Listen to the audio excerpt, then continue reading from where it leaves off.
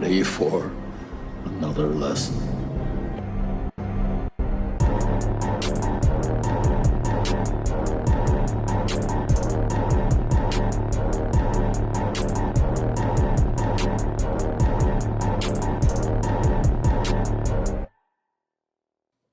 What's up, everybody, and welcome back to Back Row Banter, your favorite casual movie talk podcast. I'm one of your hosts, Adam Schwartz, and on today's episode in the news, Hugh Jackman pulls a Tom Brady, which I feel like we can make the news catchphrase, pulling a Tom Brady. I feel like that's going to stick around for a while. Retire and retire. Anyway, we'll get to that in the news. Trailer talk this week. We have our first full The Last of Us trailer, the TV show coming to HBO Max. The new streaming list, we took a week off, and we also have the first week of October, so it's a very long list, but it's pretty good. It's pretty good, but it's a very, very long list. We'll get to what we're watching, of course, and then our main review for the episode. Don't worry, darling. But before we get to any of that, I'm joined today, of course, by Smashed Potatoes Nathaniel Gingrich. What up? I'm Smashed Potatoes Nathaniel. Are you a fan of smashed potatoes? I don't actually like mashed potatoes very much. Have you tried Harry Styles' smashed potatoes? No. And based off this movie, I don't know that I would. Little bit of sizzle there for you. I don't think I would either. What's your favorite form of potato? Fries. Oh, Is the easy answer. yeah. I like fries, but I'm a sucker for a small, a chunked potato with a little rosemary and garlic, and then fried up. Those are good. In those guys. Yeah, the fried ones. Yeah. With oven? a good steak. Yeah, those are very good. Yeah, I got you. I know what you're talking about. Those are up there. Potatoes are just universally what a good food, Oh yeah, Very S tier. versatile. S tier Yeah, food. very for sure. versatile. Yeah, I think you have to put it in the S tier. I think it was The Martian that put that Yeah. to the test, right? Yeah, the Martian did put that to the test. Also joining me today, it's engineering technician of progressive materials, Tyler Vidal. Wow. Thank you. It's a hell of a position to hold. Yeah, well, I hope I got a fucking raise. I mean, depends on how many progressive materials you're collecting. I think a lot. Yeah. Yeah. Let's just say it's a lot. All right. We'll pretend it's a lot. I believe you. Would you ever become, an engineer? Was that ever a thought in your mind growing up? No. Not No, really. never. Not until maybe way after the fact, because I feel like I'm a relatively handy person, and I Yeah. just kind of understand how things work, especially if I can Mhm. take it apart. Yeah. So, but yeah. There's a lot of not school way that later. goes into any kind of engineering. Yeah. And that's just a long path, long and difficult road. Sure is. Yeah, the engineering majors I know are just they all don't like it. My cousin's an engineer. Yeah? Wow. Does he like it? She is a She- baller. She. Oh, Awesome. cool. What kind of engineering? I want to say civil. Yeah. Shout out cousin Yeah. Tess. Could be wrong. You know this cousin? I've met I don't her think he's once or been- twice. Oh yeah, okay. I was like, I don't know if you've met her, but he's definitely been. He knows her. Gotcha. Knows Yeah. of her at least. Yeah, Well, Tess is a beast. One of those people that you talk to them and like, oh, you're very smart. I got you. Yeah. And rounding out the squad today, of course, the squadrant is Big Ballet BlakeHolder. What's going on, my man? Not much. Have we done ballet, Blake, before? I don't. For some reason, I didn't reading it out loud, or when I was writing it down, it didn't sound familiar. But then I was saying it out loud. I was like, we might have done ballet before, but I can't think of what movie it would have been. I don't for. believe so. Yeah, I couldn't tell you Okay. what it would pair with. Maybe Black Widow. Ah, yeah, maybe. I don't It's remember. the I only can't thing I remember. can think of. Is Yeah, I it- don't is it So, is it to worth another part checking from that this show one. now? No, It's not worth checking. it is absolutely not worth checking. Okay. No, that Let movie it sucks. let it Let's not remain go back to that. mystery. Let it be lore. Oh, it wasn't that episode, but Yeah, don't I think checked so. anyway. Now it's ruined. Um. Suspense. Yeah. gone. Yeah. Oh well. You guys hating on Black Widow? No. A select few of us maybe. Boo. You walked that back so quick. No, I would never. I enjoy that I'll movie. hate on it proudly. Proudly. Yeah, you were not a fan. What's been your favorite Marvel movie the past? I don't know, since Ooh, Endgame. Good Like, question. since Endgame, what's your favorite Marvel movie? Because every single time it comes around, you're like, another one. Like, do we really Yeah. have to? I But then every know. single review, you're like, it's fine, it's good. That's a good question. So what do you have post Endgame? Right? There's Black Widow, There's Shang-Chi, Black Widow, Shang-Chi. We have Eternals. Eternals, Spider-Man, No Way Home, There it Doctor is, Spider-Man No Way Home, Strange, and Doctor Strange. and I feel like we're missing one, but I couldn't think of what it is. Spider-Man? No, I said We included Spider-Man. that. I think that's it. Check. Is that it? Wasn't there Thor, just Thor. one? Yeah. Oh, Thor. Yeah. Yeah, Surprisingly, I've seen all those. I think that's probably because of this podcast. because of the pod. Yeah, definitely because of the pod. Yeah, I mean, gut answer probably Spider-Man, Yeah, right? But that right. plays a huge like nostalgia role. Hey, Outside of that's that, fine. Nostalgia's fine. yeah, makes you At least buy that's it my sometimes, argument. though. You know what I mean? It Sure, does make you buy sure. it sometimes. So I would say It's a that. good If not for bias. that, probably Doctor Strange. Yeah, I think those are definitely probably top two of And the then bottom is Phase 4. I got to go Thor. Thor is definitely the worst that I've seen so far. You don't like Thor as much as Eternals? They're close. It's like a 1A, 1B type thing. True. Okay. So it's pretty valid. We're pretty close. Yeah. Strange. Alright. Doctor Strange has been my fave. Yeah, it was solid. Everyone loved Shang-Chi when it came out. That And was I good. think we all kind of just forgot about how good it was. But I think it was really good. Yeah. So I'm just It's gonna give crazy, a man. shout I out don't to think Shang-Chi. I will rewatch any of those films. Yeah, at this point, it's hard to rewatch Marvel. It's just like I would want to because if you sit down to rewatch them all, it's like 30 some movies now, right?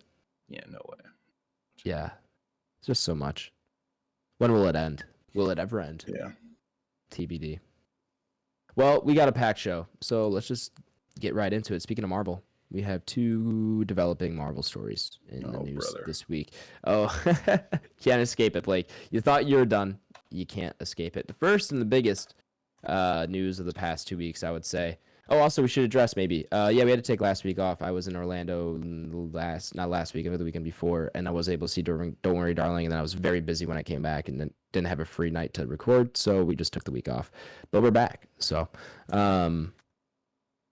anyway, Hugh Jackman pulled a Tom Brady, as I said at the top of the show. He's returning for Deadpool 3.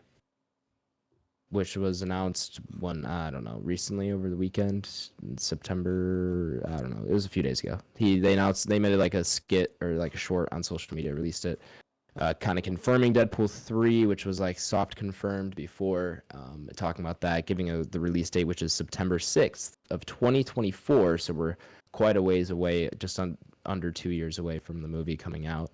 But it's been announced Hugh Jackman will be reprising the role of Wolverine for the movie, which is exciting because we all kind of wanted it to happen, and it was talked about for years how like Ryan Reynolds really wanted to do a better rendition of a movie with Wolverine and Deadpool other than X-Men Origins, which of course we all remember not so fondly. So good. How can we forget? Yeah, you gonna defend that one too? Yeah, 100%. Okay. So this is after Logan, and it was announced that he's no longer doing Wolverine. It was kind of like an up in the air type thing. Like, will we see them on screen together? And now we have the answer. So this will be happening for Deadpool 3. But I'm just, it's been how many years since Deadpool 2? Was that 2019? Deadpool 2 is probably 18. Yeah, I think. Check. I think 18 sounds right. 2018, yeah. So this will be 6 years after Deadpool 2. We get Deadpool 3 finally. 2018 being 6 years ago relative crazy. Well, yeah. 2017 was 5 years ago. I know, dude. That's been hitting me recently too, because feels so recent. Does that mean 2019 was 4 years ago? Oh fuck, no, it was 3, but like about to be 4. Yeah, Math. yeah. Yeah, but how do you guys feel about this? Are you guys excited for him coming back? Do you think it's necessary, or would you Yeah, I rather think for so. him I to mean, still I be don't. retired? I mean, I don't know if it's necessary, but at least these are two movies that are held in high regard, and Mhm. they've been constantly poking at Hugh Jackman being a part of those without being a part of them, anyways. So, I think if they're gonna stay true and hopefully stick to just a trilogy, and then maybe roll stuff into the multiverse or whatever, but hopefully this. I hate when things turn into the Fast franchise. Um, so as long as they stick to the like a trilogy, I think it definitely has potential for sure. Do you think they stop here though? I think they'll probably stop with just like actual Deadpool movies here. I think you'll probably see Ryan Reynolds in the multiverse and stuff like that, but I'm hoping that you'll stop seeing the title Deadpool. Okay. I would not be surprised by that at all. I think that's a pretty good call there that Yeah. they would stop with solo movies with this one. But who knows? I mean, this will be the first one under the Disney banner, so Mhm. if it makes enough money and it makes sense, you never know when if they could bring it back or not. Yeah, is this thing still rated R? Being under Disney? is. Yeah, it will. Okay. It will be. Yep. Which I'm sure they'll make jokes about, but I don't know. I feel like I've underestimated the Deadpool franchise every time. Like I think I constantly think they're just going to go for kind of low hanging fruit, and they've surprised me both times. So I'm hoping that this will be fun.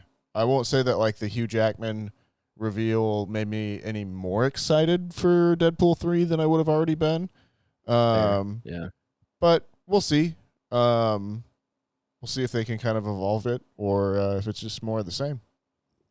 Yeah, it definitely feels like more of a money grab that they announced it beforehand. I think it would have been so much better as a viewer and like a fan service Like if they would have just actually kept it a surprise.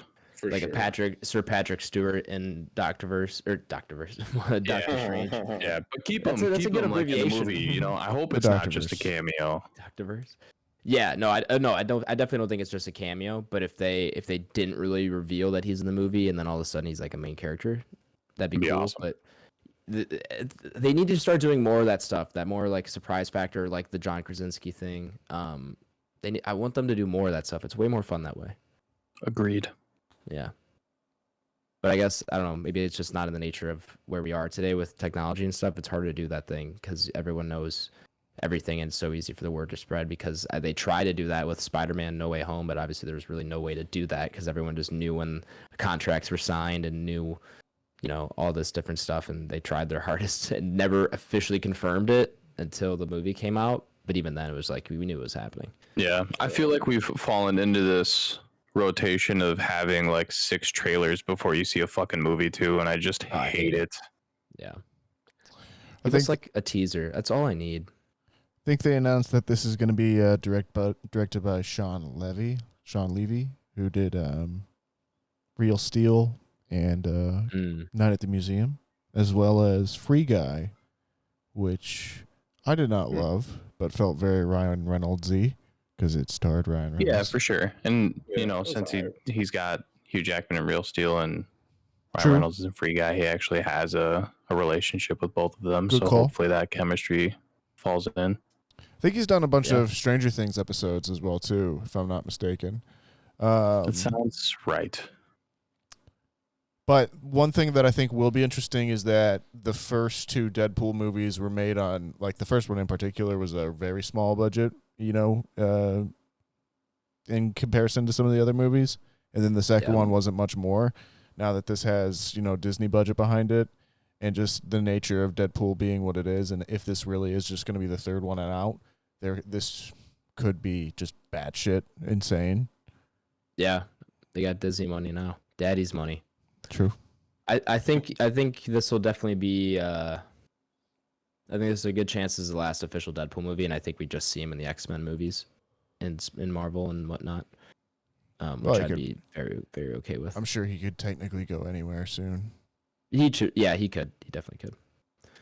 So, well, we'll have to be waiting a while for that. It's gonna be a couple of years. The other big Marvel news, somewhat big, is Marvel has kind of changed their upcoming slate for the rest of their phases. I don't even remember what's what because there's so many announcements and it was all crammed together. But I think this is technically phase 5. But Armor Wars. So this is the Don Cheadle Rhodey series. It was supposed to be a Disney Plus show, but they have changed it to a full-fledged film. They're going to do a full Oh, wow. they're going to do a full feature film treatment of this, saying what was the quote here? One of those things, we want to tell the story right, and we decided it was best for a movie, the big screen or whatever, which I'm cool with. I mean, because we don't have Iron Man anymore, so it's like this is obviously kind of him taking up that mantle, similar to like the Falcon Winter Soldier thing. Sure. So I'm definitely okay with this being a feature film. Also, because these Disney Plus shows have become a little cookie cutter, and it just I don't know how I haven't even watched She-Hulk or Moon Knight, and I just after Hawkeye, I was just kind of like, all right, well, this is just so much. Watch Moon Knight. I will. I'm gonna get to them. I'm not saying I won't, but it's just I'm not as excited about them as I was when WandaVision came out. So Sure. yeah. Moon Knight's the Oscar Isaac one, right? Correct. Yep. You think So- that's the best Marvel TV show to date? Loki's Or what are your pretty guys' good, rankings on that? Okay. but I actually really like Moon Knight. I think She-Hulk and WandaVision and Hawkeye, or not Hawkeye. Hawkeye was actually really good too. I thoroughly enjoyed Hawkeye. Hawkeye was What's good. the other Winter Soldier and That was the Falcon? worst by far. Yeah, I think those are going to end up falling to the wayside a little bit. But Hawkeye was good. Loki was good. Moon Knight is good. So yeah. Okay. Miss Marvel's good too.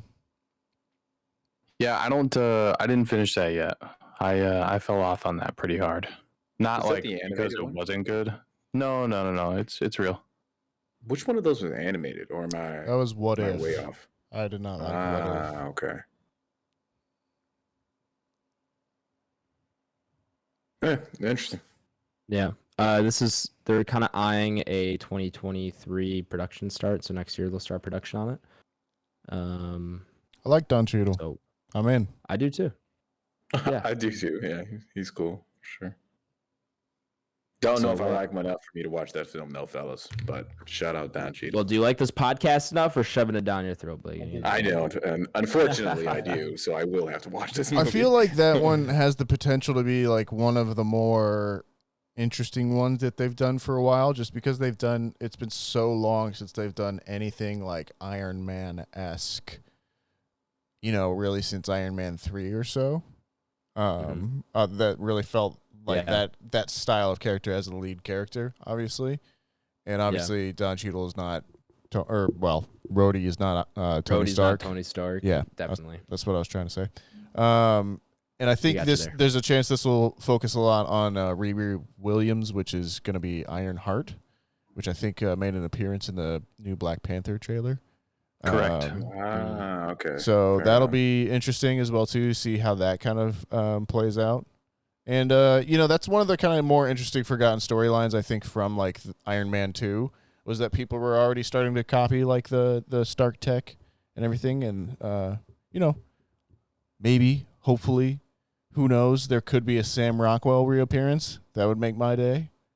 But we'll see. Korea, Japan, 10 years. Hammer Industries, 20. There you go. Well, we'll see where that goes. I'm down for it though. I'm down for the movie instead of the TV show, especially if they truly feel like this deserves that treatment, because it'll for sure get a bigger budget that way, and they won't have to do the whole LED backdrop screen thing, which I don't have they named that thing? I don't know what it's called. The volume. The volume. So we'll see. I like LED screen back thingy. It's good. It's good that they're able to make such decent looking stuff on such a small budget, because it doesn't have to be all CGI, but it doesn't give it the same effect as the full feature does usually. Facts. Yeah. Well, along with other movie announcements, we have 2 movies coming. We have the next Planet of the Apes movie has been announced. So they have their trilogy, their Ben Reeves trilogy. That's officially ended with War of the Planet of the Apes, but they have now Kingdom of the Planet of the Apes, which will be directed by Wes Ball. Who I'm not familiar with. He did The Maze Runners. Did he? And American Assassin, maybe? The other Dylan O'Brien one. But, yeah, he's decent. Just Maze Runner looks like, and he hasn't even done anything since then. Oh, okay, never mind. So, I mean, he's done, sorry, for directing at least. I think he's done art stuff and other film things since then. But, okay, I don't hate that. Don't hate that by any means. But, yeah, this will be coming. There's really no announcement on it. The cast includes, it will star Owen Teague alongside newly announced cast members Freya Allen and Peter Macon, who I'm not really too familiar with. It's slated for a 2024 release. Owen Teague, I know from the It movies. And something else I just saw him in. Oh, he might be in the he's in the Empty Man as well. I do recognize him, kind of. Yeah. Interesting. I don't know if I need this. I liked that trilogy, but I don't know.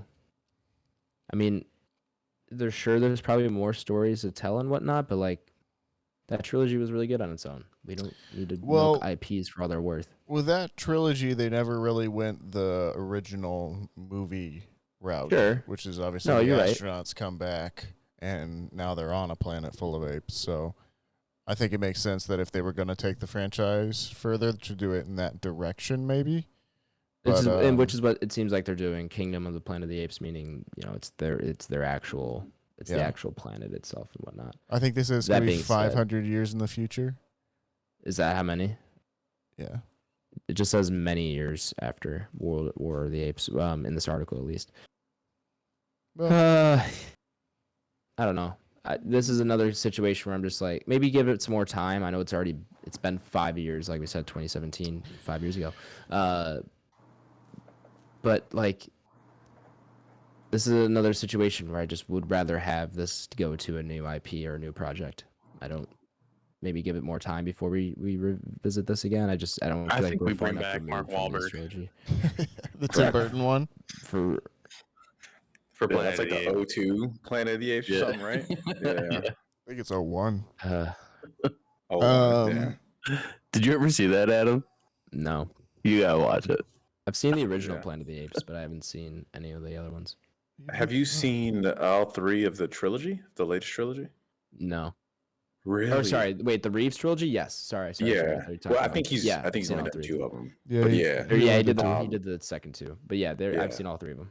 One of the I'm anticipated for this, and I think the Planet of the Apes trilogy is one of the better trilogies we've gotten in the past. That's what I was gonna say. 20 years for sure. I think that's a top. Off the top of my head, top 3 probably. Yeah, I like those a lot. I was a little disappointed not to see James Franco out of the first one, but because I really do think he added a lot, and I really like the first one because of him. But yeah, overall, I really like the Planet of the Apes trilogy for sure. Yeah, I do too, but it's just I got physical copies too. I do too, but like I said, it's just I don't necessarily want more. I'm content with what we got. Yeah, and I gotcha. Like we say all the time, I'd still like this going to a new thing. Yeah, I guess I would just have to see first trailer before I decide whether I'm in or out. For sure, as most things go. Yeah, I'm in a weird. Directing that one. But yeah, we were talking. It's Wes Ball who did the Maze Runner trilogy. So I think those are actually pretty decent. They are. They're not bad. They're not bad. I think I've seen the first 2. How many? There's 3, right? Yes. Yeah, there's 3. Yeah, I think I've seen the first 2. Maybe I've seen all 3. I don't know. Or is that one they split into a part 1, part 2 for the last one? I think they only did 3. Okay. I don't know for sure, but I think they only did 3. It's one of those ones I watched on a plane, and I was like, hey, this is pretty decent. But apparently when you watch things on plane, you're more likely to like them. Yeah? Yeah. Something to do with is that an official study? Is that I think so. Maybe an anecdotal wow. thing, but yeah, I want to say it was like something like with your blood pressure, something you just more likely to just chill out and like enjoy something. You like, Or you're do you more like movies emotional, maybe. more- Maybe that's what it is. You're more emotional. Oh, okay. I was gonna say, do you like movies more with your socks on or off? But I don't know if they've done studies on that. That's funny. Which, speaking of which, I was gonna say that sounds like that those Netflix socks sound like one of those like April Fool's Day pranks to me. That like companies do. Yeah. Listeners, if you're confused, I'll Oh, you have to link put that the, now. I'll put the post pod. Yeah, I'll put the post pod Aha! I stepped all over or that. pre-pod discussion post pod. This is a Netflix socks turn off the show when you fall asleep. December 16th, 2015. Oh, never mind then. You know, But the classic I haven't seen December more, 15th. I haven't seen more of this. Yeah, I haven't seen more of this since they were announced. So who knows if they were actually sold for consumers. Anyway, the other movie announcement is Community is getting a movie. I love Community. Interesting. Yeah, interesting. I was not really expecting this, but it's coming to Peacock. All the original cast is set to come back. Even which is Chevy also Chase? interesting. Even Chevy Chase, according to this article. No way. Oh wait, I'm sorry. I misread this. Donald Glover, Chevy Chase, and Yvette Nicole Brown are not currently attached. Wow. And Peacock has declined to comment on their status. But yeah, I don't know if I need this. Like, I know there's such a cult following for the show, but just like I even heard those last 2 seasons that they did or something like weren't bad, but just like why are we just let it rest. Well, it was always a Like, joke, I think, in the series that it was 7 seasons in a movie. Was that the joke? Yeah. Okay. But Well, they've only done 6 seasons, so then that's what it was. 6 seasons in a movie. oh, okay, 6 season movie. Yeah, I know that was part of the Gotcha. thing is why they like it was brought back, or so many people wanted it to. They wanted to make it to 6 Got it. seasons. But whatever. I mean, if it's Dan Harmon, you know, he's still is. working on Rick and Morty, so it's still, you know, he's still got that comedic tone for sure. You know, that weapon's still sharp, but yeah, I don't think I was asking for this, but I'll probably watch it. I don't know if I'll watch it on Peacock though. It's only coming to Peacock. Oh, well, Take that. we'll see. Yeah, I guess we'll see. I actually like watched a few episodes of Community recently. It's still good. I'm not mad, but it's just and if you know if that was a joke in the show, I haven't seen it all the way through in a while, so I don't know if that was a joke in the show, which I believe you it is. Then sure, I'm glad they're doing this, but also like I don't know. I feel like we're getting so many of these like half-assed rehashes and reboots and whatever. That I don't disagree with. Yeah, I hate this era of Hollywood where we're just trying to milk IP forever and for just money. But oh well, there's not much I can do. Is anyone super stoked or have anything they want to touch on with this? Nope. Is anyone here like a big Community fan? Nope. I Never really like like it. it. Yeah, you would like it, Blake. It's pretty good. Early Yeah. Donald Glover too. It's Should one get if you to it. like. It's one of The Office and Parks and Rec. Those 3 kind of have the same, maybe roughly the same style of comedy and style, kind of. Mhm. All from the same era and roughly the same creators, kind of. So it's good. It's good. And then our last news story is for Tyler. Rings of Power Season 2 starts production in the UK, of all places, not in New Zealand, where I think every other Lord of the Rings IP has been filmed, right? Correct. Yeah, so all of them have been in New Zealand. And I think we talked about it, how Lord of the Rings was like a very large portion of their GDP, right? Yep. Didn't we Yeah, talk about we that at did. some point? So Yeah. that kind of is kind of an economic blow to New Zealand. But they're switching to UK, which is considered more economical and is also where the company is establishing a multi-show hub. Huh. Well, yeah, Middle Earth is moving. Yeah, this has been news kind of circling around the edge of film Twitter and everything for a little while now. Apparently, it is something to do with New Zealand actors and their guild being like kind of on a different structure in terms of royalties and that kind of thing. as well as there's a couple of like really big essays you can watch about it on YouTube. But yeah, basically, as we've talked before, the New Zealand economy a lot of times is tied in with Lord of the Rings, and Amazon kind of talked a big game about doing everything there for the first season at least, and now seems to be doing what companies do and trying to make it more profitable for themselves, to the shock of no one. Yeah. Yeah, I can't say that I'm surprised, but as long as it doesn't really affect the show, I'm fine with it. And are you glad? I'm assuming you're glad about the second season. The first one finished already, right? Finale came out. Maybe, I don't know. If it didn't last Friday, no, I think I watched last Friday, so maybe it's this Friday. Okay. Well, it's finishing, but you like the show, right? Yeah, it's great. Okay. I've been having an absolute blast with it. All right, so you approve of the second season and everything. Yeah, 100%. All right, cool. Well, that's it for the news. We do have one trailer in Trailer Talk. It's one I'm very excited to get to, of course. I've been talking about it since it was announced, and I will continue to talk about it until I see it, and then I'll continue to talk about it after I see it. Last of Us has their first, it's official teaser. This is all I need for a trailer, is a minute and 48 seconds. This is a teaser. I don't know what to tell you. This feels like a trailer. I hate, like, teasers need to be like 20, 30 seconds. This is a trailer. Sure. Anyway, yeah. We were getting our first full Last of Us trailer. This has been in production for, I think, close to a year, if not over a year now. And let's see when the release date is. It just says 2023 as of now, which is unfortunate. I'd love an actual date, but I'll take it. I'll take what I can get. This looks great. Last of Us, if you don't know, is probably my favorite game of all time. There's two of them. I consider them one because they tell one story, and it's part one and part two. It's one game essentially, and this covers, from what my understanding, the entire events of the first game in 10 episodes, like a Game of Thrones length season, which is a lot of time. 10 hours to tell that story is plenty, which I'm very happy about. If they try to do this in the movie, there's no chance it would be as good, and I'm very happy it's getting this style of treatment. I believe it comes from the Chernobyl showrunners. Yes. Yeah. Let me see if I can find their names here. Craig Mazin, I want to say.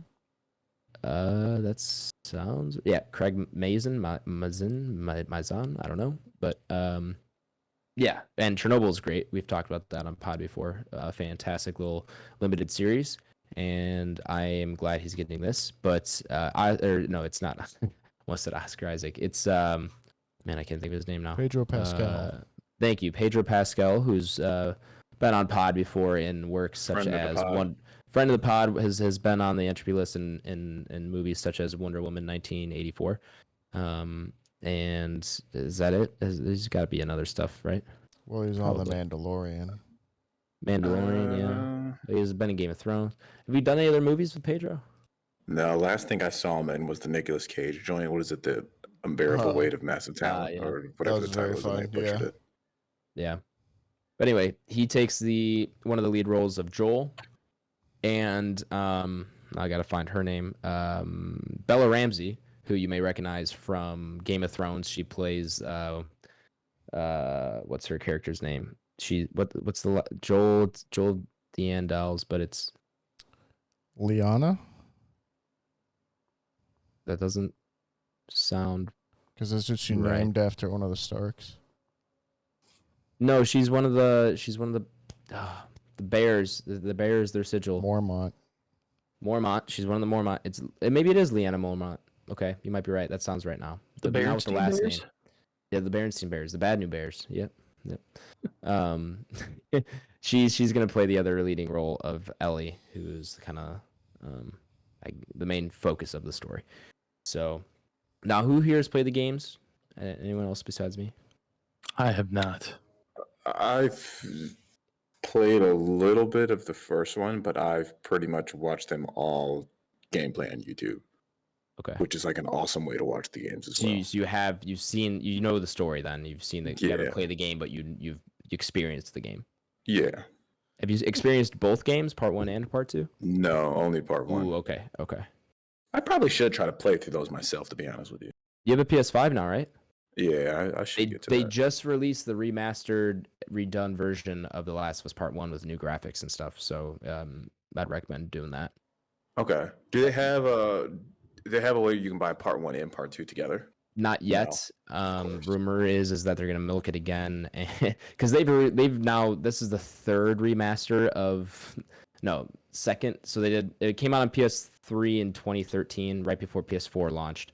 Then they did a remaster version on PS4, and now they're re-releasing it on PS5, which is completely redone. And then Last of Us Part 2 only has a PS4 version that is backwards compatible with the PS5, I believe, and then they're talking about redoing Part 2, or at least remastering it, Yeah. and then they'll probably release that individually, and then they'll probably do the double pack.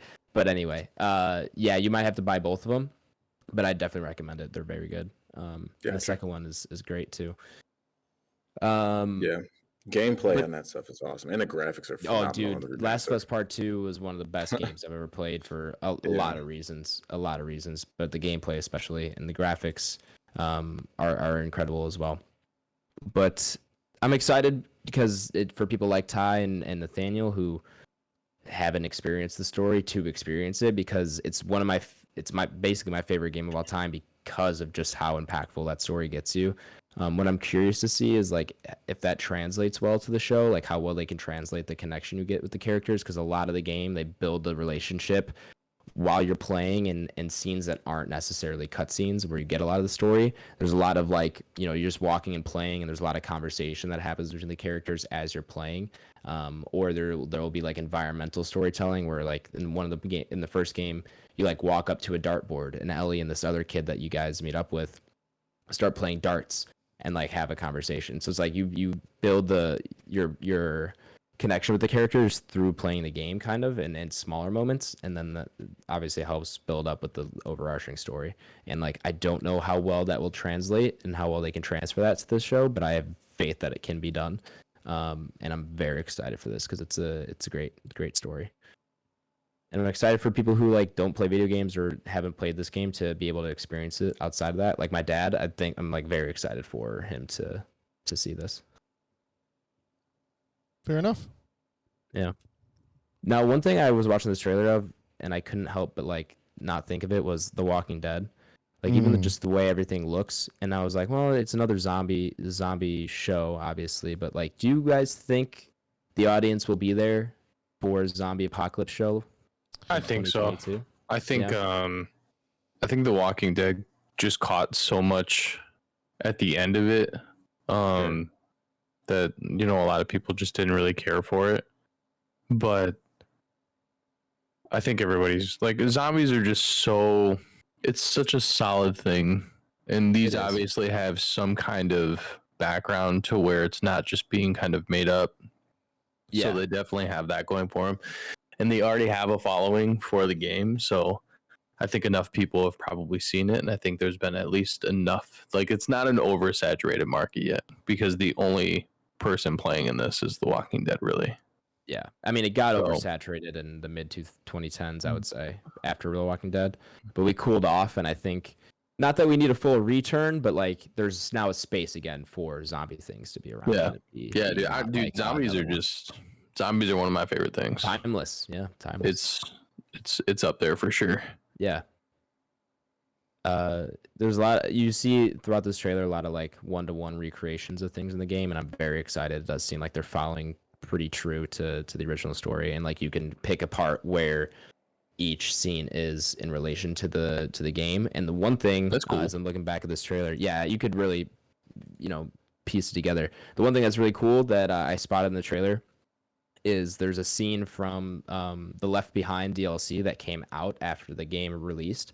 So it released, and a few months later they came out with like a shorter 4-hour or so DLC where it's kind of like a prequel. I don't want to say too much because it does directly kind of relate to the show, but it's kind of an origin story for how Ellie got to the situation she got into. And I'm leaving that vague because it leads directly to like key parts of the story. So, but that's in the show. That they do show a clip from that DLC, and I'm very excited if they make that a part of the actual show because it adds a lot to the story. and that'd be great. So I'm excited. Can't wait for this. We'll keep on top of it in whenever it comes out in 2023. I would love for this. I believe that it's going to be a week-to-week thing. I don't know if they've said for sure or not, but I think this would be a great week-to-week show. The question, I guess, will it be better or worse than Halo? I would question everything in my life if this is worse than Halo. If it was worse, I don't know if that's possible. Actually, I really don't think so. Yeah, I think this has the chance to be the best video game to screen adaptation we've had. I'd agree with you on that.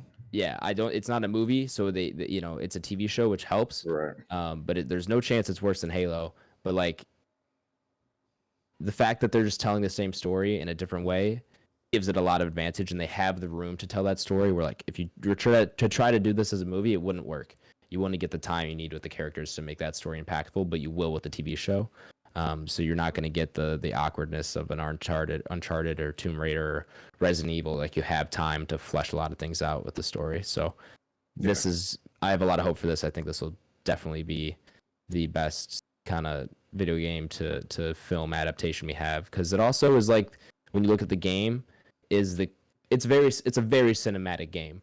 It like, is. Even that's why I watched the entire thing on YouTube. And you can, like, it's easy to watch this game, because not only does it look great and the animations are smooth and whatnot, but like when the PS4 remastered version of this game came out, like, they included a cinematic mode in the settings, because the original game came out in 2013 onto the PS3 and it was only 30 frames, and the PS4 version, when they remastered it, you can play it at 60 frames, but they gave you the option to switch it back to 30 frames for a more cinematic feel. Like, that's how kind of rooted in cinematic storytelling this game is. So I have a lot of hope for this. Yeah. And in terms of it being the best adaptation we have of video game to film, TV show, whatever you want to say, I definitely agree with you on that. Granted, it doesn't have a lot of competition in that aspect, but it should be, I mean, like, head and shoulders higher than everything else. No, without a doubt, if it was close, to be honest with you. Without a doubt, I think this is going to be one of, if not the best video game to screen. It's got to be better than the Resident Evil show, man. I can almost guarantee that as well. The other thing about this is, like, I could definitely see this being a show that, like, breaks out of just people who have played the game and want to watch the TV show. Like, for sure. I think they'll do a good enough job of telling the story that it's like people who haven't heard the game are still it's gonna get enough buzz on Twitter or whatnot, where like people will be like, oh, I should check this out. Which is great, because like I said, this is one of my favorite stories ever in anything. And I'm very excited. HBO rolling behind it too, bro. It'll be a lot of people tune into it for sure. There's a lot of good things going behind it. And I'm very, very, very excited. Plus, Pedro Pascal is not a small name to be lead role in that. So it's like, it's not like it's a nobody. Like, people would come to watch Pedro Pascal, and people who, if you have HBO, you might recognize Bella Ramsey. You've probably seen Game of Thrones. Exactly. Yeah. So good casting on their part. Yeah. Oh, and Rainn Wilson from The Office is in it. He plays. Or sorry, not Rainn Wilson. I'm thinking Nick Offerman from Parks and Rec. Got him switched up for a second. Yeah, but Nick Offerman's in it, who I haven't seen in a serious role in a while, but I'm very excited to. It looks like it also includes, as I'm looking at this article, Ashley Johnson and Troy Baker, who are two of the voice actors from the original games, but they do some acting on outside. So that's cool that they're in the show as well. Makes me very happy.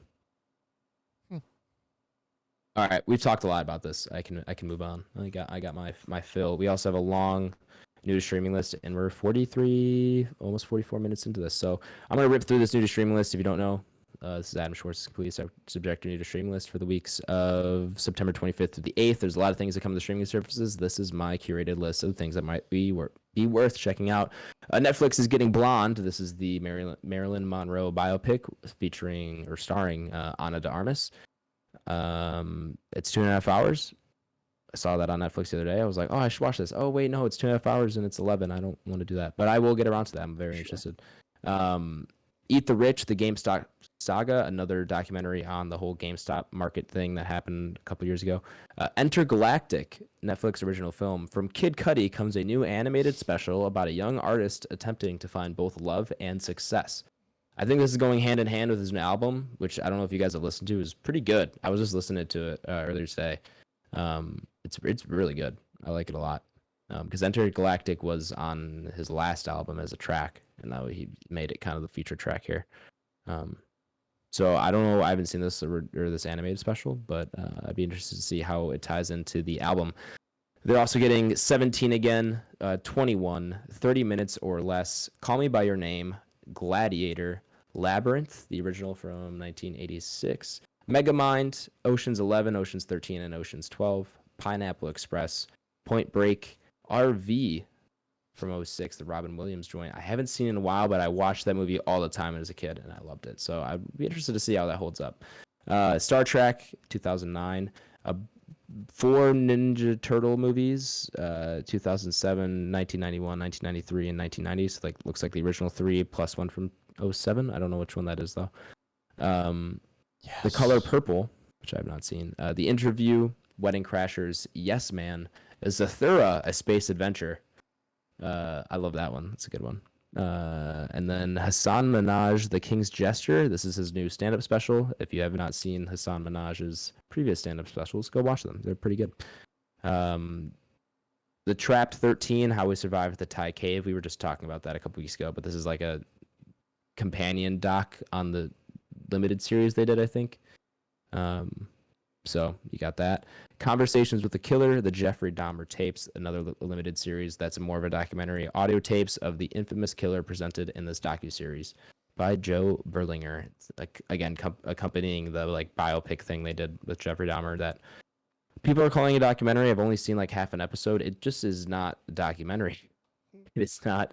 It's a recreation. It's a biopic, but it's not what I would consider a documentary. Amazon Prime is getting Ambulance. That's the Jake Gyllenhaal joint from. That was fun to say. Jake Gyllenhaal joint. Try it. Jake Gyllenhaal joint. Yeah, Jake that's Gyllenhaal fun, right? joint. That was good. Yeah, it's a good. From earlier this year. They're getting 13 Hours, The Secret Soldiers of Benghazi. That's the Krasinski one. Bridesmaids, Casino, Horrible Bosses, Monster House. Blake, I know you want to throw back to that. You got Monster House, Oculus, Shutter Island, Source Code, also Jake Gyllenhaal, The Curious Case of Benjamin Button, The Shape of Water, The Silence of the Lambs, Up in the Air, and Vice. That's all coming to Amazon Prime. Hulu is getting Blade, Blade 2, Blade Trinity. The Blade trilogy is coming to Hulu. Yeah. Casino. Yeah. Casino, they're also getting that. Godzilla, there's a bunch of Godzilla movies. Godzilla against Mechagodzilla, Godzilla, Mothra, and King Ghidorah. Giant monsters all out attack. Godzilla versus Destroya. Godzilla versus Megaguirus. Am I pronouncing that right? I'm not even entirely sure. Megaguirus, the G Annihilation Strategy, Godzilla versus Mechagodzilla 2, and Godzilla versus Space Godzilla. I don't know. Real quick before we jump into any more of those, did any of you guys ever play the Godzilla Destroy All Monsters video game? Yes. Oh my god, yes I did. Such a good game. The best. God damn, that was a good game. Who is also getting Like Mike from 02? Looper. Yeah, Looper. Which I feel like people for that caught on as somewhat of a cult classic sci-fi film at this point. Maybe not cult classic. Yeah, I feel like that's caught on. I feel you though. Yeah. Yeah, that's caught on as one people like from 2012, and it's not bad.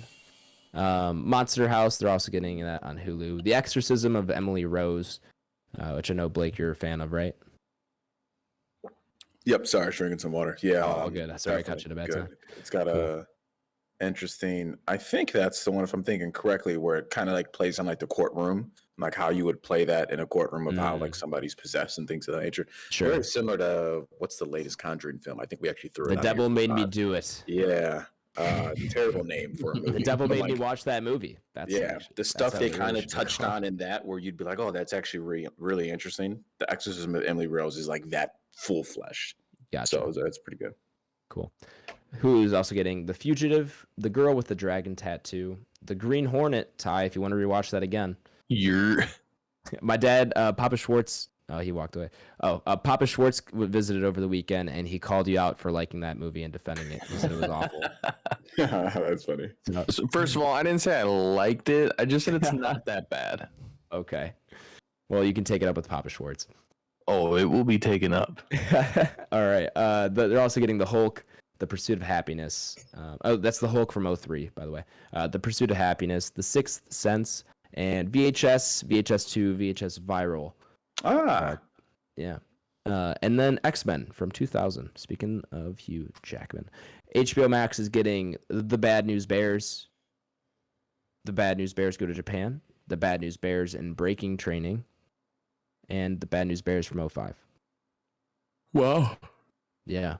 The quadrilogy is coming. Bad Teacher, Butch Cassidy and the Sundance Kid. They're also getting Call Me By Your Name, District 9, Jumper, Nightcrawler, which someone told me I have to watch that movie recently. Great movie. When I was in You've never seen that movie? I have not. Oh wow. Yeah. I That's was actually... in Orlando, and one of my buddies I was with we were talking about Jake Gyllenhaal, I think, and someone mentioned Nightcrawler. He's like, "You gotta watch that right now." I was like, "Okay." Very good movie. I follow a film page on Instagram, and they posted a pretty good clip from Nightcrawler in there. It's a scene where Jake Gyllenhaal he's at a diner. He's interviewing somebody to help be his accomplice and the cameraman. Really good scene though. Jake Gyllenhaal, great actor, as I've been on record. One of my favorite actors of this generation. But yeah, you should watch it, man. Good film. Riz Ahmed Check is it out. the guy that he's talking to in that scene. Great actor in his own right. Yeah, thank you. So you know exactly what scene I'm talking about. Yep, Yeah, thank you. I was trying to figure out, I was like, what have I seen that guy in? Yeah, he's great. I like Riz Ahmed. Yeah. Yeah. HBO Max is also getting Spotlight and The Vivitch, also known as The Witch. Pick your shoes. Disney Plus is getting Andor episode 4 and 5, She-Hulk Attorney at Law episodes 7 and 8, and Hocus Pocus 2. That's it for the new streaming list. Let's do what we're watching rather quickly. We're at 51 minutes, so we want to kind of keep moving this along. Nathaniel, I'm sure you have a long list, so just get it out of the way. I don't know what you're talking about. How could I ever have a long list in a 2-week span of what we're watching? Well, let's see. I got to the first episode of She-Hulk, and I enjoyed it. So I'll probably go back to that again at some point, although we'll see because it is spooky season. I woke up on Monday and was like, oh, man, a chill is in the air. It's October time. It's time for horror movies. It doesn't have the same effect when it's 78 and sunny here. It doesn't feel like October. Well, you just gotta get in the mindset, man. It's a state of mind. It's not the weather. No, I grew up in Arizona, bro. It's you just gotta put yourself there. All right, I will then. I'll try to do that tomorrow. Just believe it's fall. Anywhere can be spooky. True, that is true. So in that vein, let's talk about a few things I watched. I got to The Empty Man, which I believe Blake and I talked about off pod a little bit. But if you guys... I didn't get to it, man. Yeah, if you had not heard about this, it was a movie that came out just in the middle of 2020, went to theaters, went nowhere, and then was on HBO Max for the last couple of years, and is just wild. It's a really, really cool little horror movie. I enjoy it. It's very long. It's about 2.5 hours. But you have to, I guess, rent it or buy it now in a digital copy because it is off HBO Max. But if anyone is looking for a cool little horror movie that goes in some pretty crazy directions, I do recommend it. In the non-horror section, I watched more Black Clover. I also got to another anime, which I cannot remember the name of, but Tyler, you may be interested in because it is about a guy in the late 1800s, early 1900s, who comes over from Japan and enters a cross-country automobile race with an engine of his own design. And it's one season long. Waz turned me on to it. We watched 2 episodes last night. It's pretty fun, and we'll go back to it. I also watched all 4 episodes of Andor that are out so far. Tyler, have you seen that yet? I have watched the first episode. Okay. I'm going to make a call that if Blake ever wants to watch any sort of Star Wars to start with, this might be the one for him. Yeah. Okay. Because it is like pretty far. Like that's like kind of a double-edged sword because there's not really anything else out there like it. But I think it's a great entry point because it is kind of so a little bit removed from everything else, but also has like the Star Wars props and effects and everything for it too. Yeah. Is this live action? It is, yes. Okay. It's on Disney Plus. It stars Diego Luna, and he's a guy that is being. It's kind of like his story of how he goes from a guy that's a kind of a thief or a ne'er-do-well, and is joining the rebellion. But it's a little bit more kind of gritty and adult than like your typical man with space powers and a lightsaber comes in and saves everything. Agreed. All right. Also, because it is fall, I always, every year, watch my 100 Scariest Movie Moments, which was a program from I think like 2004 that aired on Bravo for some reason. That's a 5-part countdown of the 100 Scariest Movie Moments. Bye, Blake. Come back, Blake. So it's on YouTube now. You can watch it. It's just a great little basis for horror movies and has like a bunch of really big directors on it that weren't that big at the time, but are now a lot better, like Guillermo del Toro and that sort of thing.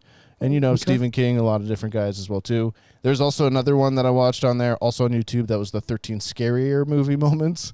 And that was from a few years after, but that actually inspired me to watch a movie called Hard Candy, which was a little-known movie that not a lot of people saw as well. It came out, I want to say, in like 05 or 06, but it stars Elliot Page, who at that point was performing under the name Ellen Page, obviously, and their character Haley is a girl that is meeting a man online, and he is a lot older than her, and that's basically where I'll leave it. But it goes crazy after that, and the man she's meeting is played by Patrick Wilson, and it is directed by the same guy that did 30 Days of Night. So take from that what you will. But it is so much. Super intense. That's so much meeting in one place. It's super intense. It's so good. I watched it earlier today, and I definitely would recommend it for the pod, but I do recommend folks who do see it go in as blind as possible, but you can catch it on Freevee, which I think is just the Amazon Prime version with ads. I watched it through Amazon Prime, so. And that is where I'll leave it for things I got to. Nice. That was quick. Proud. Tyler, you go next. So like you had mentioned, I have watched the first episode of Andor. I like it. I think it's good. I want to get into it more. Just haven't had the time. Rings of Power, I obviously got to. Still love it. Still can't wait to see where it goes. Obviously saw the news, very excited for season 2. And we'll see how season 1 wraps up and kind of go from there. I also got to House of Dragon, which was Or this latest episode was batshit. yeah, it's pretty crazy. This is where you get a big time jump. So yeah, so yeah, that kind of plays into effect quite a bit, but it's good. I'm still liking the show overall, and I'm excited. I got to She-Hulk as well. Still kind of meh, so whatever. And then like we've all kind of decided, it's we're in full kind of October mode here, or at least I am. And yeah, I got to some stuff. So Hocus Pocus 2 came out, and featured on the Subjective News streaming list, of course. Yep. And Carolee and I decided to get to the first one and the second one. So we did kind of a double feature, and we watched both of the Hocus Pocuses. First one's still super nostalgic, something that will always be a part of my childhood, and I love it. And 2 is cute. Wasn't bad, wasn't good. It's cute. Are both of them on Disney Plus? They are. Okay. And then I got to a couple of classics. First one I got to was Edward Scissorhands. Have you seen that, Adam? I'm not. I figured. Which I like. I've kind of I've had a long journey with that movie, and I've seen it a handful of times, and yeah, I really like that movie. So it's a good movie. I just love the like note of just sadness that crept into Blake's voice there. He's just like, I figured. I knew it. That one. Because that's a 90 something, right? It's got to be like fucking Yeah, Indeed. 98. something like that. Excuse me. It might even be earlier than that. It might be. You think so? Yeah. And then the last thing I got to was a movie that I actually hold in pretty high regards, and it's one of those movies that actually kind of first time I saw it, I was very holy fuck kind of moment. And I'm interested. it's also it'll also go down in history as probably one of, and if not only one of, M. Night Shyamalan's greatest movies, and that is Signs. Love Makes Signs. sense. Fair enough. Yeah. I was about to say old. Damn. Get the fuck out of here. So yeah, Signs was fucking awesome. I still got the chills when I kind of saw that moment that it first gave me that kind of holy shit moment. Vamonos, children. Yeah, I haven't seen that in a very long time, dude. I Signs is should good, try to man. get back to that. Yeah, I would definitely encourage for sure. What is that on? YouTube Premium. Shout out YouTube Premium. Yeah, if you go to that little Sponsor Explore that. tab in the upper left-hand tip corner, if you hit Explore, it'll open up this whole thing, and it says movies. It's like a little purple icon, and there's just a bunch of free movies on there. Okay. So Yeah, I've caught some gems on there every once in a while, but I Yeah. wouldn't expect them to have signs. I might check it out. Yeah, definitely. So, but that's all I really got to. Blake, you're more than welcome to go. before we go there, I yeah, have bro. to tell the story of when I was in 4th grade and Signs came out. I saw the trailer, and the trailer scared me so bad that I didn't want anything to do with that movie. But I was still like weirdly fascinated by it. So my best friend at the time, Nick, actually saw it in theaters and told me like the plot, and I just imagined the scariest movie I could ever imagine. Like, he gave me just enough detail for me to not actually know what was going on, and it just became this horrifying movie. So my parents went to see it like a weekend afterwards, and they came home and they just were like, Nathaniel, it's the funniest movie we've ever seen. And it like broke my brain for like probably a week afterwards. I could not comprehend how this movie, where I like had built up in my head so much to be so scary, was like hilarious to my parents. But they loved it. They thought it was the best. But yeah. Anyways, Blake, with what you were watching this week. Yeah, all good, man. So I'm I guess we got 2 weeks. So nonetheless, Yeah. jump right into it, right? So starting October, I'm gonna see if I can go on a horror binge of probably watching a horror film a day, right? Damn. Follow a handful of horror things on YouTube, Instagram, whatnot. They'll put together kind of lists of like, hey, these are the 31 films I'm watching this month. You'll have to send me I'll a kinda couple of dibble those. between all those. What's up, man? You'll have to send me a couple of those. I want to. Okay. Yeah, I got you. It was one of them. It actually October 1st was Hereditary, and I was like, I can't do this right now. for So sure. like that was the one. I was like, I can't do this guy's list. They jumped off the cliff from the jump. Real quick. Nonetheless, what I did get to one very small budget film. I've actually talked about the sequel to that. Not sequel. I guess it's in the same universe. And I got to All Hallows Eve, which I'm sure none of you have probably heard of. I'm sure maybe Nathaniel has. That's the sequel to Terrifier? That's the prequel to Terrifier. Okay. So like it's like got a mini short Okay. of Art the Clown in it, and that's what Terrifier got its own movie on that. So I have seen Terrifier, I believe last year. It's a very low budget horror type thing. I can't really see a lot of people being a fan of it unless you're just a true horror fan. The sequel to Terrifier is actually coming to theaters. It comes out this week. Really? Yeah, and I actually do want to go see it. And so yeah, that's one I want to see in theater just because that movie is it's one of those, as Nathaniel says, the movie's just like batshit crazy, and like that's how the first Terrifier is. Sure. That's how All Hallows Eve is. And like I want to see this in a theater with hopefully a decent crowd, and I'm sure it'll be an okay crowd because it's a very limited release. Anybody who wants to see it is probably going to go see it. Like I can't see too many people just kind of blindly walking into it.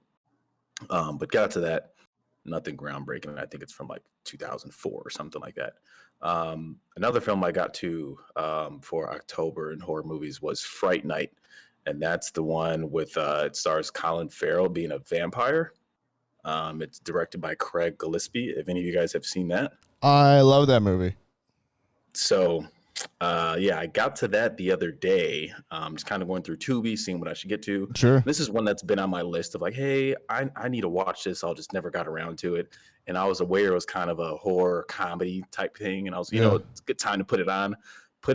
And that movie's awesome. First, I didn't know it had Toni Collette in it. So that was super cool. Oh, Then I knew Colin Farrell was the vampire.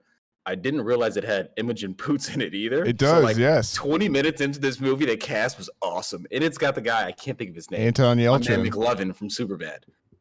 Well, that and Anton Yelchin from Green Room. It's reunites Green Room's both Imogen Poots and Anton He's Yelchin. the main character. And it's got Franco, Lil Franco in it. Yep. As well as great cast. David Nonetheless, I Tennant. didn't know any of that besides Colin Farrell being a vampire. So like I was sold 25 minutes into this movie. Yeah. It's fun. It's something you can put on for basically pretty much with anybody if you just kind of want to get in the Halloween mood. Colin Farrell plays a vampire. His neighbor, played by Anton Yelchin, is kind of has an idea of like, hey, I think this guy may be a vampire, and it's kind of like them trying to figure out how they can go about that, and they end up trying to kill him. So yeah, nonetheless, really cool horror movie for that. Really funny. Actually, genuinely like that one. Another film I got to was actually going to be Watcher. And Watcher is something I wanted to get to in the theaters this year. It came out, I want to say, probably May, June or so. It's on Prime right now. At least it was on Prime. I can tell you if it's on Prime as of today. But that's one starring Micah Monroe, who, if you don't know who Micah Monroe is, those of you who've seen It Follows, she's the main lead in that one. So this is pretty good. If you guys remember when we saw Men for the Pod, or maybe even possibly X, but there's probably a trailer of like this lady who feel like she's being watched like in her like apartment complex from the people across the building. Oh yeah. Yeah, so this is that movie. Really good, man. Got to it, and I was like, the concept was kind of like, we'll see how it is, but it's played out really well. Yeah. Micah Monroe is a great actor. I think she's going to do everything great in the realm of horror. And it's pretty bleak to say the least. Like it's not really like a happy ending type thing. You know what I mean? It's got some interesting themes, and she's basically being followed by this gentleman who lives next door. They're trying to figure it out. It's got a really good location because it takes place in, I believe it's in Russia, I believe. So she's like a fish out of water as her husband can't speak Russian. He moved there for a job.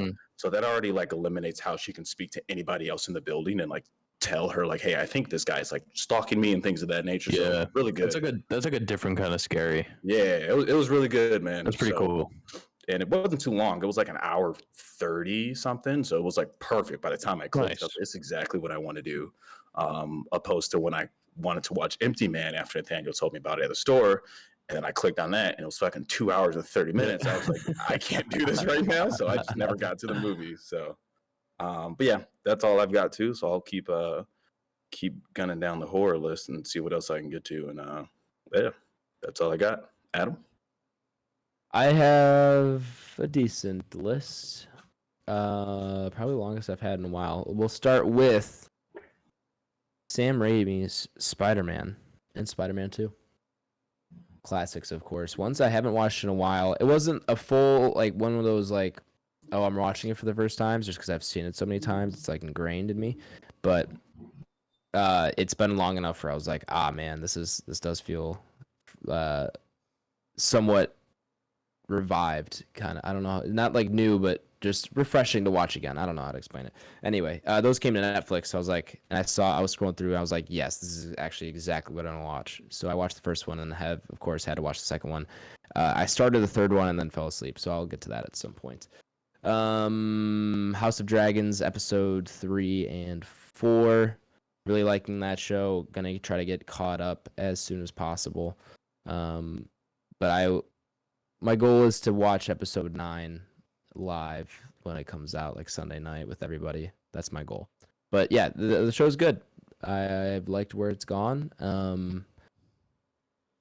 don't know how much I feel like hard talking about it because I'm now 3 weeks behind. So it's just like I don't know how much I can say. But I like where everything that's happened so far. Well, maybe I'll talk about it more when I'm fully caught up and we can have like a spoiler talk on everything that's happened so far or something. Singapore Grand Prix, watched most of that. I did watch that as well too. That was pure chaos. Yeah, wild race. Just a lot of DNFs, a lot of just I don't know, just a bunch of weird things happening. Didn't seem like much could be controlled that race, but what was controlled was Checo out in front, giving it his all and taking home that dub. So good for him. He had a great race. Yeah, he did. He raced really well. I watched quite a few documentaries in the past week. I was a little behind on the docs I had to watch outside of class for my documentary class, and so I had to catch up. I got to Give Me Shelter. Now, Nathaniel, let me know how many of these you've seen as I say them. I watched Give Me Shelter, Salesman, Don't Look Back, and Grey Gardens. You seen any of those? 0. Damn. All great. Oh, I really enjoyed all these. These we're doing direct cinema, which I think I talked about last pod, but kind of the idea of it's the start of modern documentaries and as we know them, where it's just a camera following somebody around, because it's kind of the start of when you could get not handheld cameras, but ones you could put on your shoulder, and it could actually they were a little bit more mobile, and you had sync sound and stuff, so it wasn't the big ones you had to set up. So you could actually like follow people around, document real life, to at least real life to as they filmmakers understand it. So Give Me Shelter is on the Rolling Stones. It's kind of about it's a swan song of the 60s. They try to put on a free concert. I have heard everybody. of Give Me Shelter. I'm shy. Yeah, it's very good. It's Rolling Stones follows a few of the shows that they were doing at the end. I think it was 1968 or 69, and then at the end of their tour, they were trying to do a free show that anyone could come to, and it like almost 100. I think it was maybe over 100,000 people showed up. I don't remember the exact number, but it was just like an insane amount of people. And it was kind of a last minute thing. Like they were not prepared. They changed venues just days before the concert was supposed to happen. So they had to set up everything in under like 2 days. And they had like Hell's Angels do the security. And oh, I did hear about this. Yeah, I remember.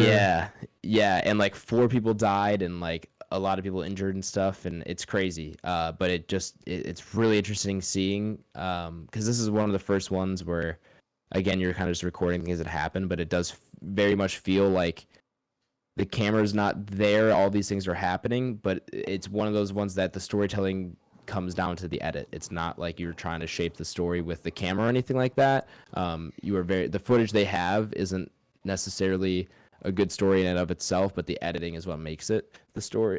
What makes the story. It's very, very good in doing that. And then that's the Maisleys brothers who did Primary. What I talked about last time.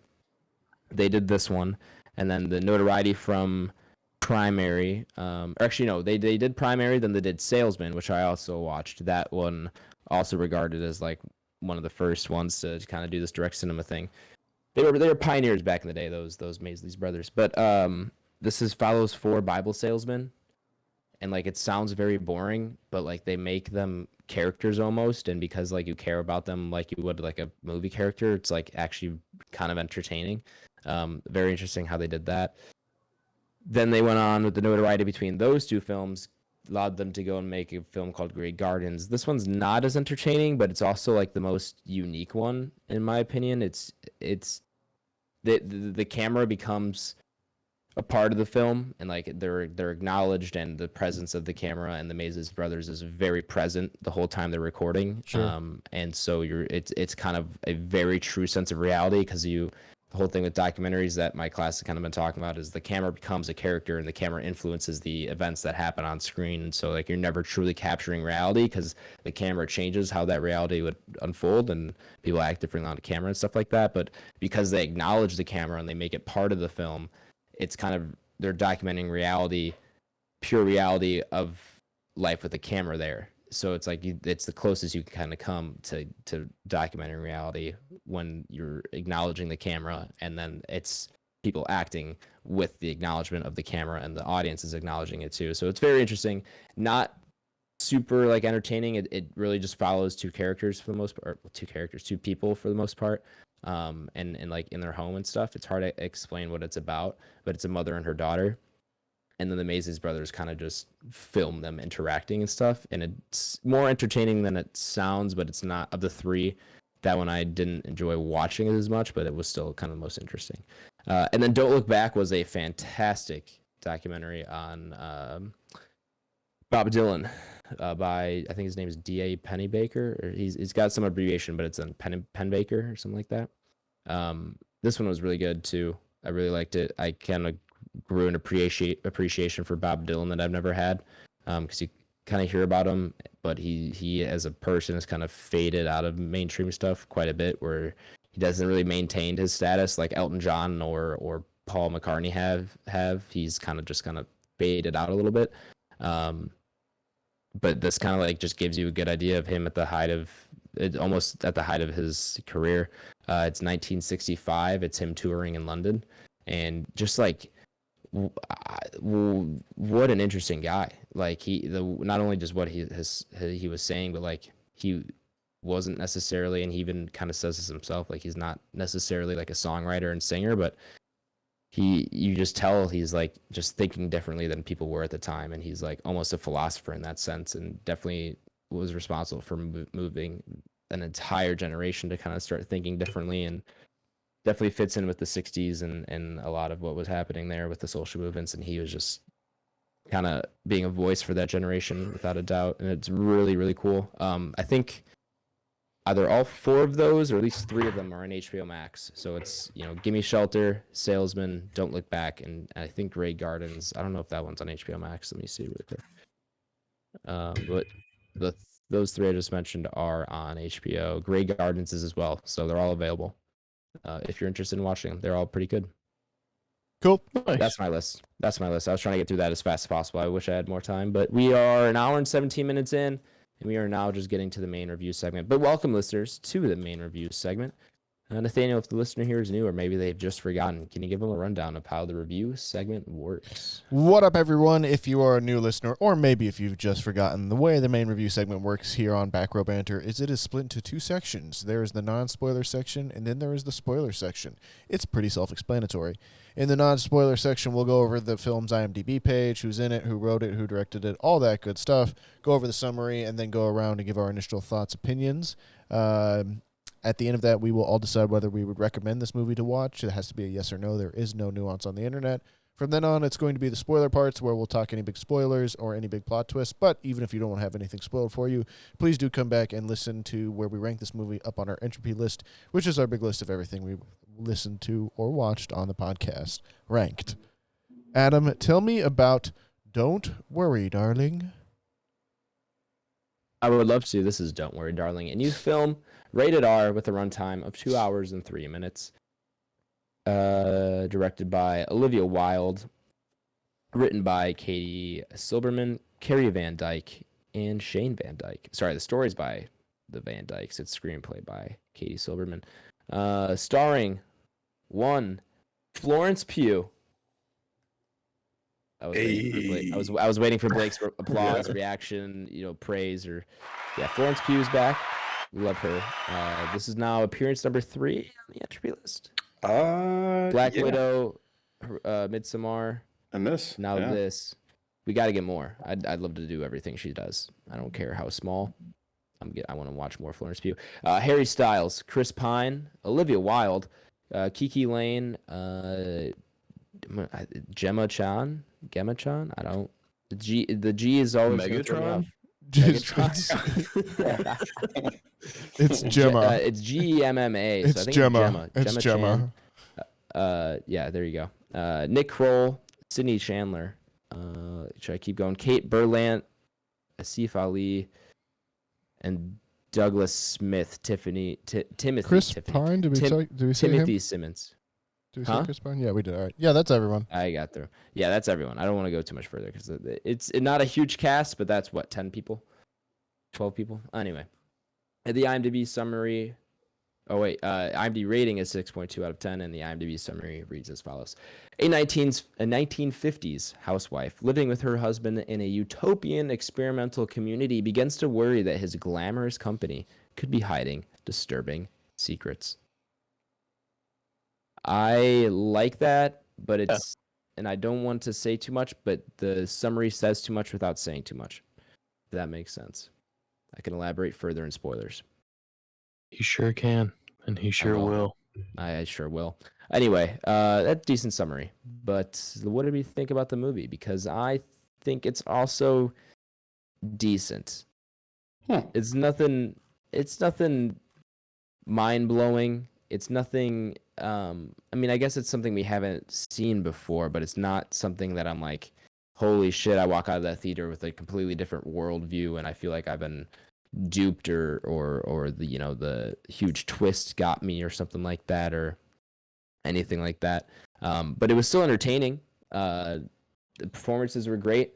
I like that the setting is cool. I like that aesthetic that they went with, and the actors definitely just fit everything well. But the story itself, just I want to get in. I'll get into this more in spoilers, but it just could have done things a little differently that I think would have made the film a little tighter and a little better overall. As far as the story goes, there are just parts where it's 2 hours long.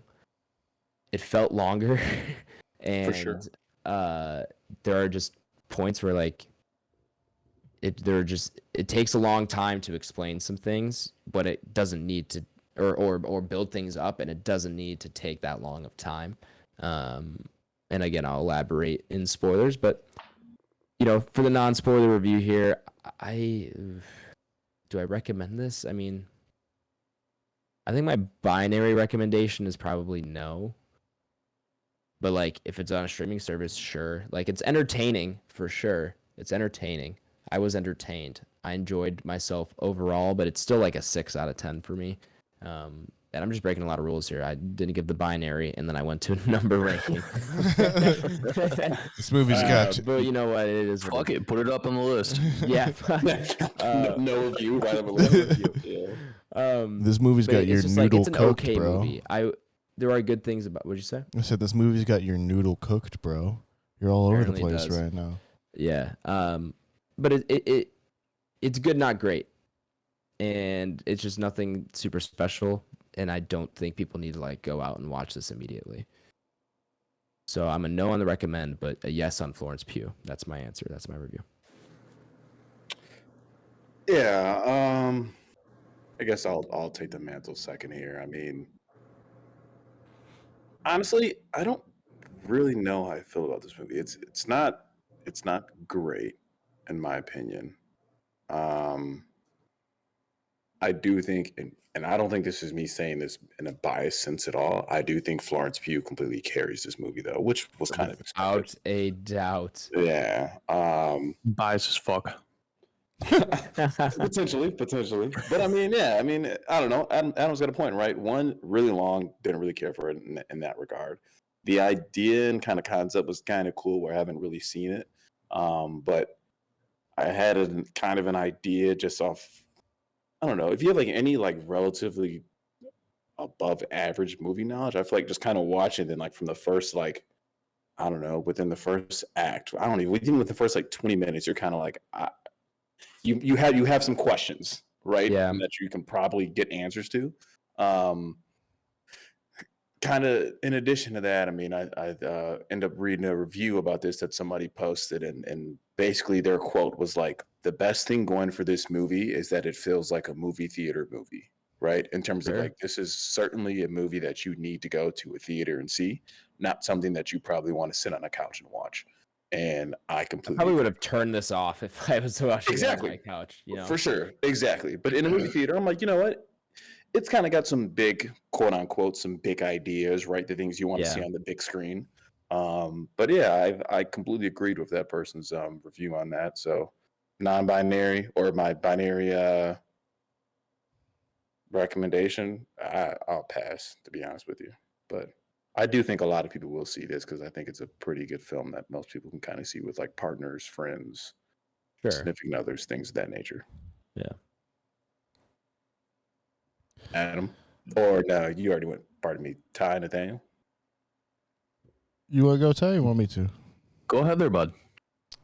Yeah, I think when I came out of it, I was mixed, similar to Blake in some ways.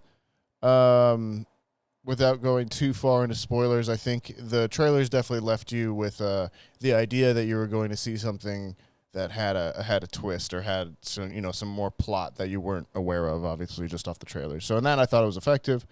I think we haven't really addressed how much like drama there's been around it as well too, but that's been gotten people to talk about it, to say the least. And so trying to judge it based off of kind of everything we'd heard off of that is a little bit difficult, I would say, at this point, because I think particularly in film circles, that was just such big news for so long kind of thing, you know?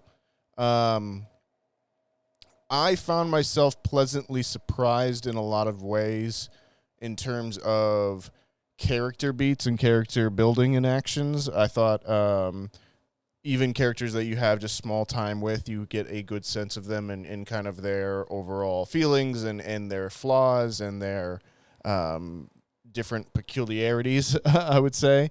I thought, as we said, Florence Pugh's great. I thought Olivia Wilde, I thought, was very good in what she had as well, too, in her scenes. I think my issues with the movie come in the order in which we receive information, and I think that I think there's a lot of kind of interesting ideas that sets up towards the end of the movie that would have been perhaps more interesting earlier in the film, which I think is kind of a little bit what Adam was saying as well too. And but I think overall there'll be an audience for this in a good way, and I think it's a kind of a cool updated idea on the whole Stepford Wives scenario, and I think I'll give it a recommend. Tyler? I am also a recommend. I definitely didn't hate it. I do agree with the fact and the length probably could have been pushed a little bit better. But you do get some really good character development along the way. Excuse me. And kind of like you guys already said, I feel like if we get information for certain things that we're trying to kind of answer, I think the plot would probably be laid out a little bit easier and things probably would have been a little bit more effective. But overall, I felt like everybody was, giving it their all. I think acting was really great, just kind of full circle for everyone. I really like the idea, the concept. You get the really good costume design. I think how everything was just put together as a whole was really good. And then the score, the kind of without going too crazy, you get a lot of subliminal messaging kind of through here and kind of what they're going through, and I think it's pretty cool. And I think I might be pausing for station identification. Yep, that's what's happening. Sorry, folks, as we pause for station identification, you are listening to Smooth Jazz 99.9, the Coyote, KYOT. And we're back.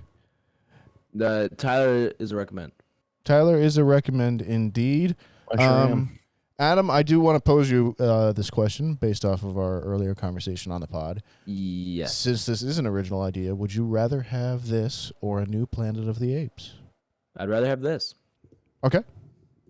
So even though you're not a recommend, you appreciate the swing. Yeah, it's just it's hard. This recommendation's hard because like someone comes up to me off the street and asks me if they should go see this movie. I don't think I could say yes. Like I didn't enjoy myself where I'm like jumping Right, for to go sure. recommend this. But if like someone comes up to me and goes, "Hey, I really want to see this movie. Is it worth watching?" Yes, it's worth watching it if you want to go see it. But it's just like, "Hey, should I go see this movie?" I don't think I could say yes and be like content with that recommendation. So of course, the binary is recommendation yes no is always hard because there's For always sure. going to be qualifications on either side. Well, it's But- designed that way. Yeah.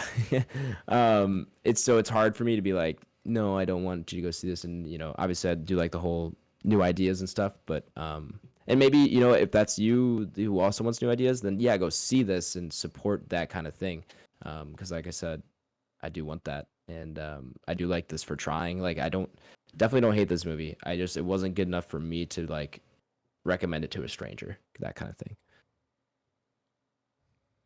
But if you want to go see it, you probably will enjoy it. Fair enough. Like I was entertained. I had a good time, but I didn't come out blown away like I was hoping I would. Like I was hoping this might be a sleeper, and it was just kind of exactly like the level I was expecting. For You sure. know? Yeah. Well, anyway, we're gonna go ahead and head into spoilers, and maybe I can talk you into seeing or not seeing this movie. Actually, no. Wait, if you haven't seen it, then you're not gonna go to spoilers. Maybe I can qualify my argument a little bit better anyway. But yeah, if you've not seen Don't Worry, Darling, and don't want to spoil it for you, and this is one of those movies you don't want spoiled for you, go ahead, check that episode description where you can see the timestamp I've left where you'll be taken to the ranking of the movie up upon the entropy list. Spoilers time. Shit goes Shit down. goes down. So, it's a simulation. Whoa. Wow. Blake, for somebody that talks about life being a simulation so much, Yeah. And Florence Pugh. It was like, how is this disappointing not a to fucking hear 10 and not out of 10? recommend. Yeah. I mean, I think it was because kind of like what I was talking before I kind of wanted to jump into spoilers. I mean, like, just within like the first like 30 minutes, I'm just like, I don't think like this takes place like in this reality. Yeah. Yeah, right. You And maybe kind of know that's just- immediately. Yeah, and I don't know if that's because we're like quote unquote like film heads or like I just don't know, you know what I mean? But I'm like, there's no way. Granted, I guess I didn't really see the twist of like her unwillingly being there, right? And like kind of the husbands and the men in kind of that position of Sure. power, like forcing their wives and partners to be there. Guess I couldn't have called that, but just in terms of like, I don't know, the movie starts and he's like having sex with Florence Pugh on the dinner table. I'm like, I don't think this is real. So sure enough. So I can't Yeah. believe this. yeah. I actually, know. What do you guys actually think think of I think they did a good job at kind of showing you the opposite. Once you kind of find out that it's more of a metaverse, which I thought was also pretty cool because it pertains to a lot of things that are happening now. But I think that they did such a good job of like making Harry Styles like fucking like look like just a dirtbag because Yeah. like in the reality is because we know Harry Styles personally. He's a good friend of Back Row Banter. What's up, friend of the Harry? pod. Is we know him as this successful pretty boy kind of setup, and that's kind of what they set the movie around. For this to be more of a realistic reality that we would see. And when they take you out of that, I think they do a good job of making Harry Styles kind of look like a bag of shit. I think my issue is like the whole movie, they until close to the third act to the very end, you never really question Harry Styles as being the bad guy, and they just never hint at that, and they never it just for me came out of nowhere, and it doesn't pay off when it's like you've been looking at this thing the whole time, and it's not even like they make you look somewhere else. It's just like, oh, it's actually like it's just not this, and when like they were trying to misdirect you without any lead up to that misdirection. And I don't know, it just kind of fell flat for me because like when that reveal comes that it's like, oh, he's the one forcing her here, I was just like, what? Like it just that was never built. That plot line of him being the reason that she's stuck was never really built up. Like, I get that maybe they wanted to make it a twist where it's like, oh, it's not this Jack guy, like he's kind of behind the scenes, manipulating everything, but like the reason she's actually here was Jack. Like, that really fell flat for me, and I don't know exactly why. I think they could have been hinted at earlier, but I also don't know if like Harry Styles is maybe the right person for this role, because that could have been a lot of performance issue where like he could have played it differently, where it's like maybe he's acting or taking these scenes differently to like make it seem like he has different intentions than he does, but instead I didn't really read him as anything other than the husband, and I was more focused on Florence Pugh's story, maybe just because she dominates the screen anytime the camera's on her. Yeah. And like you're just not paying attention for it. And it's also Florence Pugh, who we've seen multiple times now just be a fantastic actress, and as Nathaniel's argued, or at least stated on pod, he could be the best actress of her generation. And then you have Harry Styles, who's acted in Dunkirk and has maybe 3 lines, and I don't even know what else. Like, maybe that's just such a disconnect where I am just so focused on Florence Pugh and she's just doing such a good job. And then you have Harry Styles, who's openly come out in an interview recently saying he doesn't know what he's doing when it comes to acting.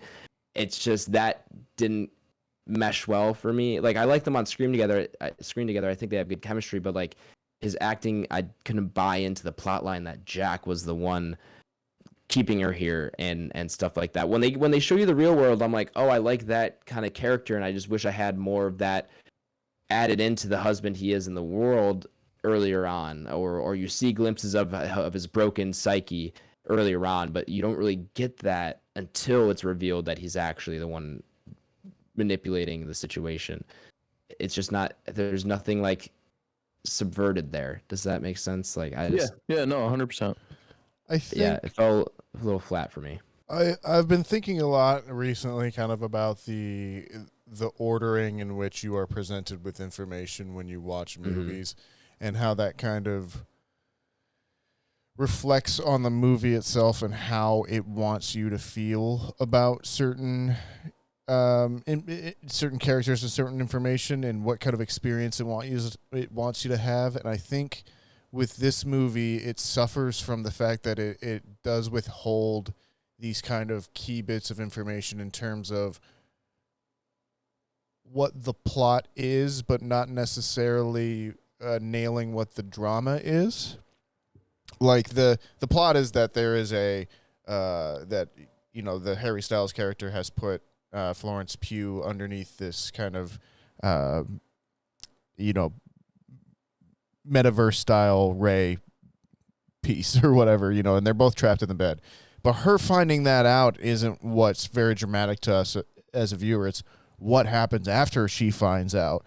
And it takes so long to get there with this kind of like, well, aren't you going to be surprised at what the plot twist is kind of glee, that I think once you get there as a viewer, you're just kind of left a little bit going, well, yeah, it's an interesting concept, but, it wasn't that, it didn't grab me that much as a viewer. In contrast, which I think to some of the other movies like we mentioned earlier, or even personally like The Empty Man or Hard Candy, where they seed these elements of the drama and the plot a lot earlier and kind of focus a little bit more, because I think, again, those are movies that care about who your allegiance is with throughout the film and what you're feeling at any time. And I think this movie just wants you to be more in love with how clever it is at the end of the day, rather than what your emotional state is while you're watching it as much. Yeah. That might have been a real master's degree humble brag answer to that, but yeah. No, I gotcha. Yeah. It also, it presents a lot of information that you're supposed to start asking questions of, like, oh, why is this happening? How is this happening? What's this? What's that? And it never fully answers any of them, and I'm kind of just left scratching my head. Like, it doesn't really explain. Well, I don't think that's supposed to be the point. I think the point is supposed to be that you're that horrified at what the men are doing to their wives and like the control that they're exerting over them and everything. But that's all it really has to say.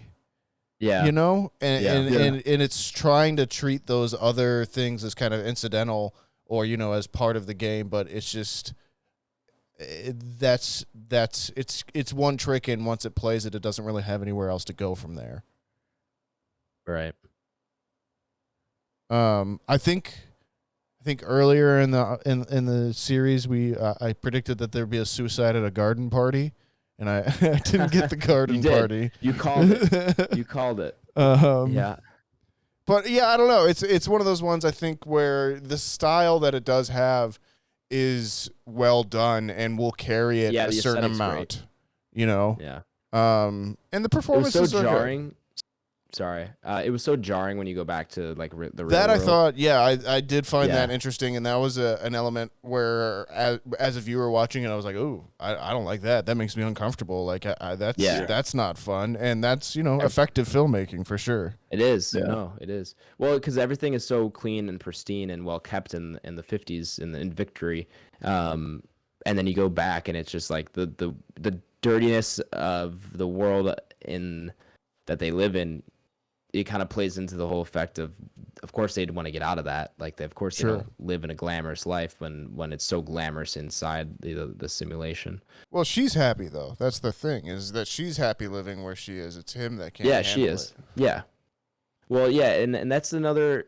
I will definitely give credit to this. Like the movie does have a lot to say and a lot of interesting things to say about like gender roles and stuff, and that's very apparent and obvious. But there's as like the dynamic and the roles between men and women and husband and wife shift as they have been past 50 years or so.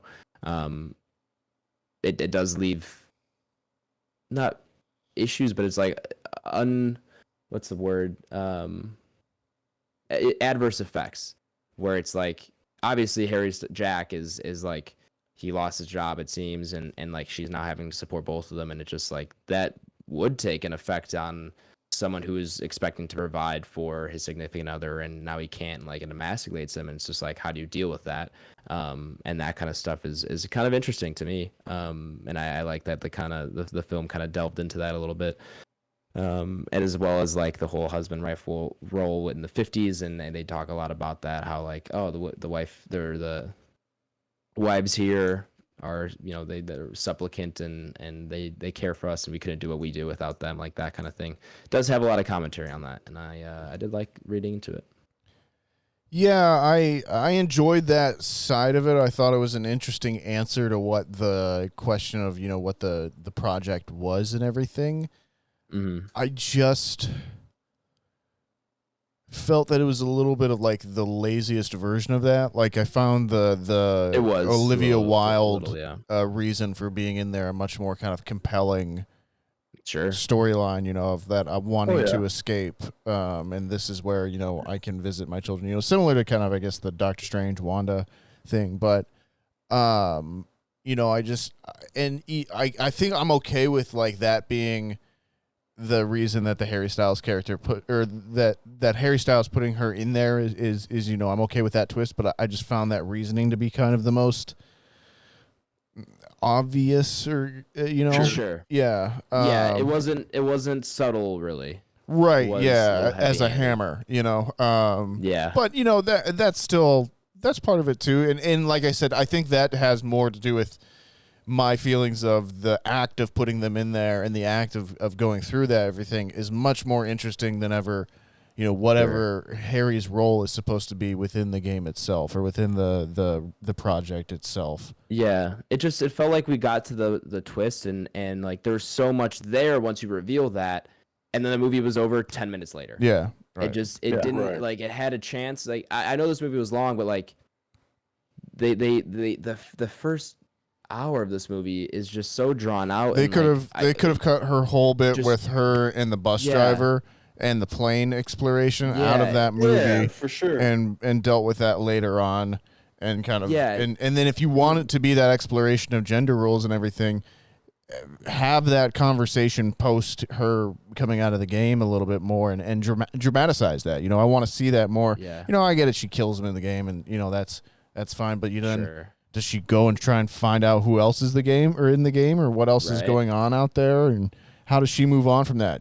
And, Yeah, by the time we got to the end, I wanted like 30 I more wanted minutes more. of after Right, that. right. I wanted her to Yeah. wake up, see what like her state of mind was. Did she go to the cops? Like, what is happening? Yeah. So yeah, I think time frame and just where they would have got their stuff from, or in the Yeah, order that we would have gotten it, would have been way more effective. It's just And you could have put it in different spots to sprinkle a lot of those themes in there and get the same effect versus what we got. they just show us losing her mind for an hour and 15 minutes when I could have been like, give me 30 minutes of that. I got it. She's going crazy. And then you move everything up forward a little bit, and then you have another 15, 20 minutes to either flesh out that third act and add in some more details here and there, give me more time of Jack trying to figure things out as far as how he's going to get her in there, or give her more after she exits or something. It's just like the most interesting part of the movie was just cut short. It felt so anticlimactic to a point where I was just like, there's so much here that like, you built me up to this really interesting climax, but then like don't touch on any of it. And it just leaves you kind of there like, okay, well, like, like, I guess that's the end of the ride. Like, all right, you know. Well, I will say a couple of good things. Like I said, the score I thought was awesome. Constantly hearing like the screaming and the It was really kinds of unnerving. music and Yeah, everything like that. I thought it was the like heavy breathing stuff. It Yep. was, every time it came out, I was like, I don't like it. I was squirming a little bit. Very ASMR. Yeah. Yeah, I liked it. And they play it in the background of things, and they kind of breathe it in and out of certain scenes to kind of gain that effect. And I think that is something that definitely helps kind of carry the movie in a dramatic kind of a emotional sense as coming from a viewer. Yeah. The other thing too, did you guys notice? I couldn't tell if it was my theater, because I saw it at the Regal, which I've had interesting experiences with in the past a couple times. The color grading being like super blue in the first parts of the movie. Not that I remember. I didn't Like know abnormally that. blue. Okay, that might have been just my theater then. I was just like watching it, and I was like, why does this look like this? I couldn't tell if it was something they were trying to do, but I just was watching the screen. I was like, why does it look so cool? Like they took out so much red. It was like Chris Pine looked blue almost, like a pale shade of blue. Weird. Yeah. I don't know. Maybe it might have been the projector or something, because it like towards the second half of the movie it went away. So I was like, okay, maybe that was for some kind of a effect. Who knows? Like I want to see his character in the real world. Mm-hmm. Yeah, Chris right. Pine. Yeah. Yeah, Like where is he we to don't have get a to glimpse of that. create something like this? Also, his wife just stabs him. Yeah. And it's just left there. It's just left there. I'm like, elaborate? Is she the one behind all of this? Was she tricked? Was she now getting her revenge? Like, does she realize what's going on? Like, this film gave me blue balls. That's all I'm gonna say. It just, there's so like I could have gone so much further, and it just stopped just short. It just There's one more thing I was gonna say, but I forgot. How do you guys like the dinner scene? Where That she's was like great. finally I thought it was great. That was really good tension. Really good I agree. tension. Yeah. Yeah. There were a couple things that like I picked up on, and I'm like, there's no way this is like real. Like first of all, one thing they should have done better and could have done better is when she has her blackouts, when she goes like back to the room and he puts her back in, and she like comes to and he's in the kitchen, like don't just like ignore her and act like it didn't happen. Play along with the story and be like, at least maybe like, oh, you passed out, or like, oh, like this happened, or like, yeah, I picked you up from wake her up in the hospital, don't wake her up at the house and just act like nothing happened. That sounds stupid, and it looked very clunky on screen. And then the whole mashed potato things was fucking dumb. I thought it was funny, but it was dumb. Funny. Yeah. Yeah. Well, yeah, no, that whole scene was like, okay, this is bad, but like also it's kind of entertaining. I was like, no one actually like would think that I don't know. It just felt like overdone at how like bad he was at cooking. It was just like you could have he wouldn't be that inept, right? Yeah, like that I scene don't. went on for like 4 minutes. I'm like, all right, I what the know, fuck and I is was this just guy like, doing? okay, this is going on a little long, a little long.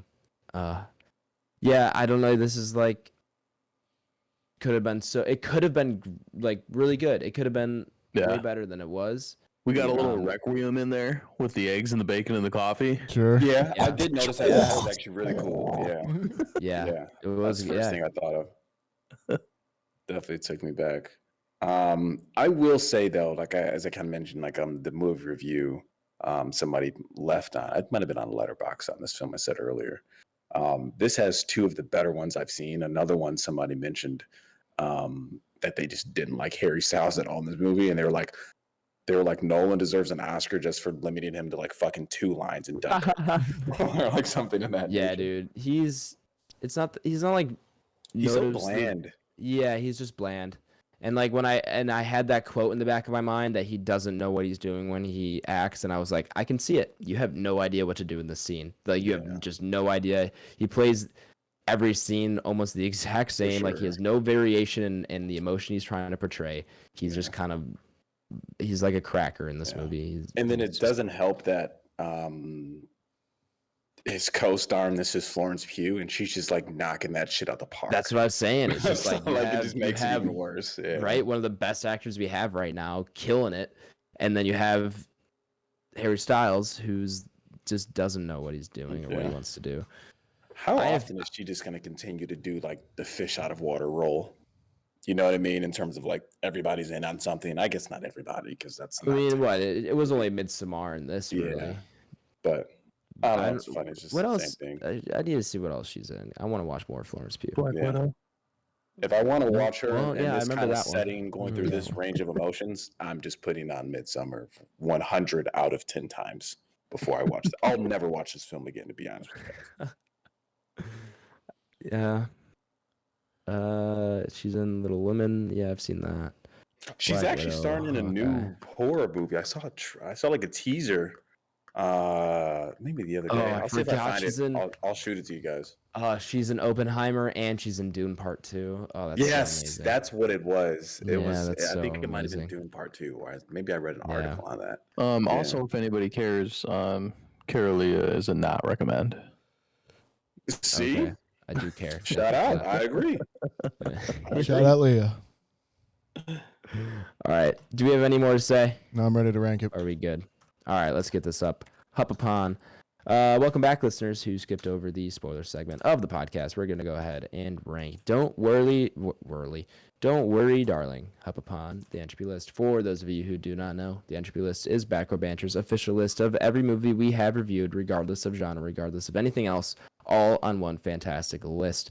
This is essentially how we rate our movies rather than do it out of 5 stars, out of 10, whatever it is. We throw up all the movies we review on a list and see how they compare to one another. If you'd like to reference the Entropy list for yourself, you can do so by checking that episode description, where it is linked to my Letterboxd. Don't worry, darling. Let me I got find it. this movie on Letterboxd here. All right. You got it? Let it rip. 100. Oh, boy. I like the respect. I like It's the That's, honesty. wow, that's low. Oh, wow. Okay. Let me pull the That's- list up. I and see can't what even this argue movie with is. that much. It sounds low, but then I look at the movies right, there and I'm like, yeah, that makes sense. right. So originally I was just That like, makes sense. I cannot put this above Trick or Treat. It's a offense to the season, and I just can't do it. Then I was like, Halloween Kills, and then I saw West Side Story, and I was like, you know what? That's just a better movie overall. And I don't hate this movie, but I don't love it either. And then I saw Wonder Woman, and I was like, you know what? That feels a little bit right. I think it's better than Antlers, and I think it's better than Venom Carnage. Venom Let There Be Carnage. So I'm going to put it right at 100. Just below West Side Story, just above Wonder Woman 2017. Wow. Things that kill me here is Thor and Halloween Kills. Yeah, Thor fucking sucks. And then if you go above that, there's Uncharted. Like, Yeah, Trick or Treat got dogged, bro. yeah, for sure. Straight dogged. nah, it's not as good as you guys think. So that's you pulling the weight down on Trick or Treat. Oh, yeah, that's There's definitely always Adam. one. There's always Yeah. one. Yeah. Yeah, I'll do 97. Above or below Halloween? Above. Okay. That's relatively fair. It's at least new. Like it's a new theme. Yeah, I'm with you For there. sure. Yeah. Original content. And I think on a second watch it might grow a little bit, but maybe not too much. But I think it might grow just a smidge. Yeah. Honestly, I'm kind of in the same ballpark as you two fellas. I'll probably go. I'll go 101. I'll watch Wonder Woman before I watch this. I don't Trash. really think that's that close. I know Ty is a huge advocate for not supporting Wonder Woman. The first but one's good. you know what? I don't mind Wonder Woman. Man, I've seen that movie a handful. I said earlier I can't see myself rewatching this film. So yeah, I'll go 101.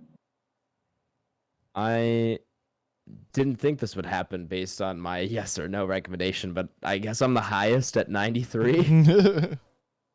This to me, I can't put below Uncharted. Like this movie had my attention way more than Uncharted and a lot of the movies below. And when I look at A Quiet Place Part 2, I feel like this is not as good, but kind of right on par. Where it's like I enjoyed myself, I was entertained, but like, you know, could have been a little bit better, or it wasn't as good as I wanted it to be. So 93 is it for me. I think when I look at those movies below there, I'm like, yeah, I did enjoy myself more than these ones. So that will give us an average of 97.75, meaning we tie break it with Halloween Kills. Oh boy, this should be interesting. Ooh, yeah, that'll be interesting. I think this is gonna be higher. You think? It's got to be. Before I give the tie break, do we want to do our BRB tie break where we put it above or below? Does anyone have any strong opinions? I'm for above. I know you guys hated Kills. I do, but it's October, so no, we're putting Halloween above that. Okay. It's I'm October for 4th. above. We're barely in. What'd you say, Ty? I said I think this goes above Halloween Kills. So one for above, one for below. Nathaniel? Don't care. As Doesn't above, care. so below. Well, What's IMDb saying? This thing's got to be a 6 something. don't worry, darling. 6.2. 6.2. Okay. Halloween Kills, 5.5. Really? Jesus. Yeah, the audience did not like Halloween Kills. Man, yeah, I didn't like it either. I didn't think Yeah. Fiver's low, man. Yeah. That's so really I think low. we'll slot it in at number 97, below Trick or Treat. So you guys got that dub there, and above Halloween Kills. Yes. Rather fitting spot. I don't think that's too far off. Yeah, that's all right. Yeah, it's below Trick or Treat, so it makes at least us not angry, or you guys not angry. I could care less. Didn't love Trick or Treat. You should rewatch it. Maybe I should.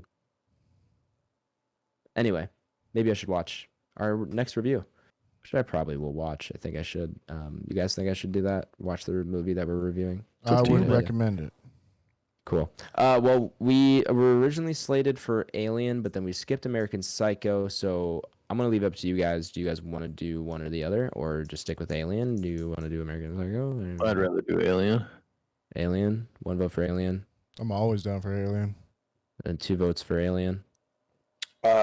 I'm on board for either one, dude. It doesn't matter to me. But Alien's a super fucking classic. So. And Blake's abstaining. So let's just go with Alien. Let's just ride it out. Well, Yeah. I'll keep American Psycho back on our. I'll put it back on our short list. And we'll get it around sometime soon. So Alien is next week's review. Let me see where that's streaming, if anywhere. Just watch. HBO, maybe? Question for you, fellas. Do we want to look at doing, I think Amsterdam comes out soon. Do you guys want to look at adding that on there? I don't know if any of you guys are familiar with that. That's the But that's Christian like- Bale, Margot Robbie one, yeah? Yeah, John David Washington. Yeah, it's got a pretty packed cast. October 7th. Would that be next? Yeah, I guess that's this weekend. We could do that instead of Alien. Oh, well, if you word it that way, then I would prefer to do Alien. But So you don't want to do does the look new like a good movie? movie, though. So you know what I mean. I think. I am more in favor of doing the new movie. I know it's October. Yeah. We can always do a double up with Alien if your heart so desires, Blake. We can discuss. Yeah. I mean, if we had to do new, I would prefer to do Amsterdam new and not Black Adam. But that's only my We opinion. have to do Black Adam. I think we have to do that one. That's too big. I know you're fighting for it pretty hard, Blake. Yeah. Oh man, I know. I'm surprised we didn't get Smile on here at some point. I thought that was. I think that's sure. getting some Yeah. pretty good Do we want to feedback. do Smile instead of I think I'm Amsterdam? gonna try to get to theaters and catch that one. I think I want to That one try too. creeped the fuck out though. That one doesn't- Good October film to put up there. Yeah. At least You to wanna- catch at a theater. You know what I mean? Do you guys want Smile? No, I don't have to. All we have to do on the pod I was gonna say I'll probably just go see it by myself. for sure. I feel Alright, like then if what we the- don't see a new movie on the week that it opens, it's almost pointless. I agree. All right, that's somewhat valid. Then do we want to do Amsterdam? I would rather do Alien. Okay, yeah. Let's do Alien then. It's October. We'll I'm do good with Alien. Jesus, I haven't Alright. heard anyone talk about Amsterdam. I have. This is Besides actually what- the out first yet? time I've heard When of does it. it come out this It's show? got a 5.8. It comes out this Friday. It's got a 5.8 on IMDb. Oh no, fuck it. Alien classic. By the way, fellas, I'm throwing Alien mad high on this Entropy list, just so you guys know. Thanks for letting us know now. For sure. The other thing about Amsterdam is I heard David O. Russell, the writer and director, there's been controversy where he admitted to groping his niece.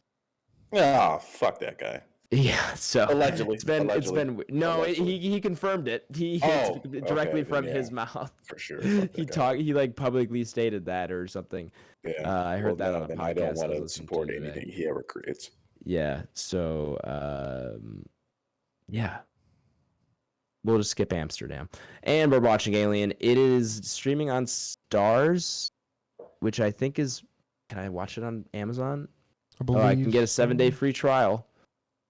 So you can do that. That or it's available to rent for like $4 everywhere. So those are your two options. Anyone got a Voodoo here of the squadron? Anyone got that on Voodoo?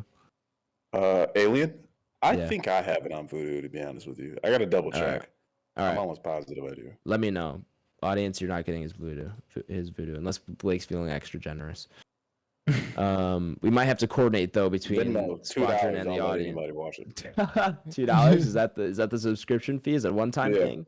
Unless you're on is it pod. If yearly? you're on pod, you guys are free. Awesome! I got it. Free Anybody pass. outside of pod listeners, Venmo me $2. Is that lifetime or is that yearly? Is that monthly? Is that a one-time? It's monthly.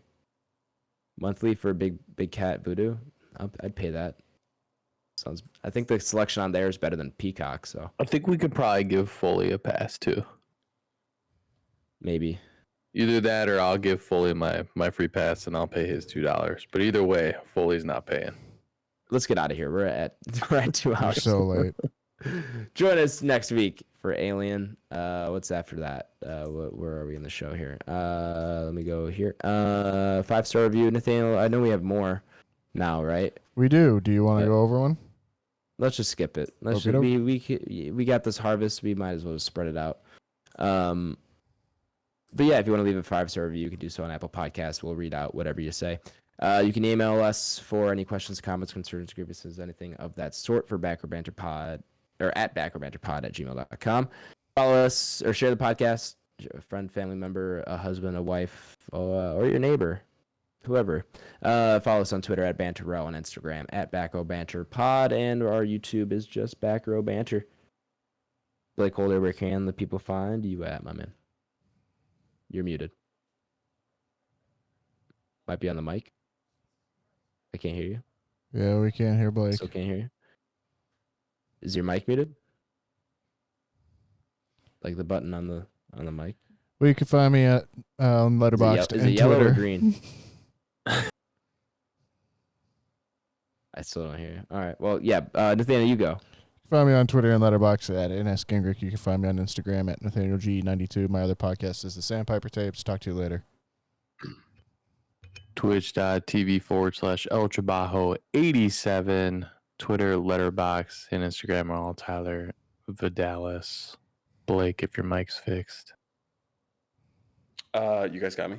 Yep. Cool. Yeah, Letterboxd, BlakeHolder. I'll be on there logging some things, rating things out of 5 stars.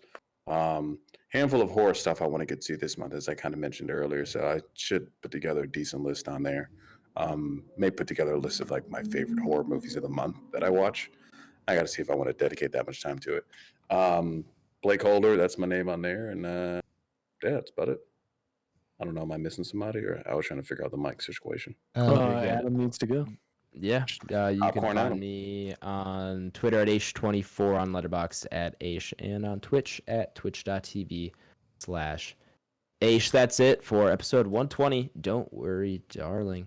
Join us next week for our review of Alien. Thank you all for listening, especially if you made it this far in the episode, and we'll BRB. Be excellent to each other, everyone, and we will BRB. Thanks for stopping by. We appreciate you. And anything you do to help us grow. And just be good to one another. And we'll BRB. Thanks for listening. Thanks for the support as always. Without you guys, we would not have a podcast. So continue to do things in the best fashion you can, and we'll BRB.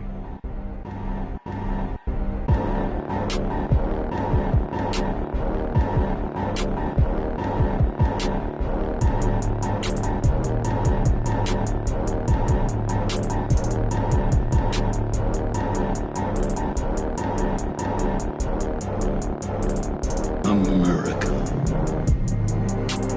Ready for another lesson.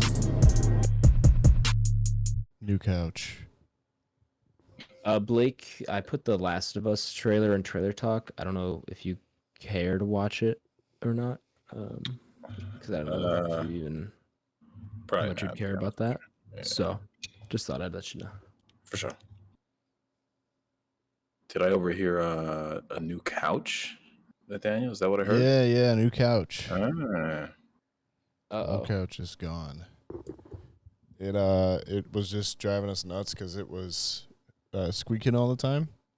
Gotcha. And I think it was a Sunday we went over, like just took a lunch at work and went over to the room place and saw it there and we're like, cool, sounds good. And they were like, we can actually get it to you tomorrow. Oh, for And sure. Even better. yeah, we were like, all right, let's get it done. Yeah. What So did you do with the old one? we took it down to the dumpster this morning, or that morning, basically. So Nice. a little bit better storage, a little bit more cup holders, which is nice, and also Ooh, good cup reclining holder. features and stuff. So Does it vibrate? it does not vibrate. Damn. Is it a smart couch? Does it have like Alexa built in or something? It has a USB port, so you could charge your There phone you go. from it. That's as smart as That's they get, I solid. guess. Yeah, for sure. Yeah, that's upgrade. Big upgrades. And most importantly, it doesn't squeak. That helps. I'd rather have like a fast charger or Alexa or like, I don't know. Why would I Ear want opener. Alexa on my couch? That terrifies me. I tell my couch everything. Weren't there? I remember seeing a headline a while ago. This might even been before our podcast started, but Netflix was developing sleep socks that monitor your heart rate and stuff, and then it could tell when you fell asleep watching something, so that it would pause it where you fell asleep. You said sleep socks. Yeah, you wear like there are socks that could like somehow tell when you fell asleep, and then it would pause in Netflix and turn off your TV, I think. See, now that's interesting because I fell on the weird side of sleeping with socks on, right? Where like technically do it. I don't mind sleeping with I hate socks it. on. I can't do it. I just always told people it's like I can't see myself intentionally putting socks on to go to sleep though, right? Mm. So if I fall asleep with socks on, so be it. But if say for like the times that you shower right before you go to bed, I'm not gonna shower and then put on socks and then go to bed, if that makes sense. Gotcha. It does. Still a little I- psychotic. Yeah, can't sleep with socks on, but I am actually in Blake's camp on this. Oh, okay. I Yeah. 100% agree with you. I'm glad, dude. Logically, I think it makes sense. I mean, like, yeah, can I fall asleep with socks on? 10 out of 10 times. You know what I Sometimes you're mean? just So- comfy. Exactly. Yeah. I'm never like, wait a minute, I got to take my I- socks off, right? I'm I'm never like always that. I'm always comfier with the socks off. You know, gotta let them breathe. Let the feet feel the bed, the cool sheet or warm comforter. I think you know? it's scientifically. I think it's supposed to be better or easier to fall asleep with socks on. I feel like that's one of those weird facts. I've heard sex is better with socks on. Fake Or at least news. for the girl or something like that. So what I'm I hearing feel is, like if I'm wearing socks while I'm doing it, I realize it like halfway through, and then I'm like, why am I wearing socks? And now I'm wondering about why I'm wearing socks versus being in the moment. Fair enough. Yeah, fair enough. But it's just one of those things that it's just like strange. Like I don't see myself doing that and then being like, okay, and I need to take my socks off, right? Like I just can't see myself doing that. Now, if I already don't have socks on, then I guess so be it. But socks are just an inconvenience at all times to take off. So I feel like they're on. Once they're on, they're on. See, They're not we're that the opposite. inconvenient. I feel like they're inconvenient to put on. Oh, okay. yeah, I'd actually agree with that as well too.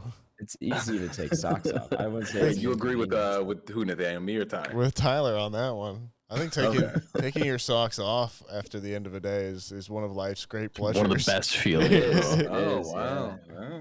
Especially like cold day long socks, your whole like shin Yeah. itches, Yeah. and you just gotta Yeah. you just grip down. But I'm talking Where about you like all lie on wool socks? Are you guys like wool socks winter guys? No.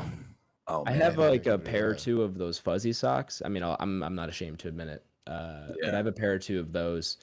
Those are nice to have in the winter if you're just trying to have like a lazy day where you're in your PJs all day. But then Yeah. you can have the comfy socks on top See, of that. that's when you fall asleep with them on, right there. That's one of the only times I will. And that's crazy because I cannot fall asleep with wool socks on. That's the one time where I'm like, I can't sleep like this. Like that feels crazy. Well, to no, me. you I don't. have to take those off. You just have. I have like big, thick winter socks, but they're not wool.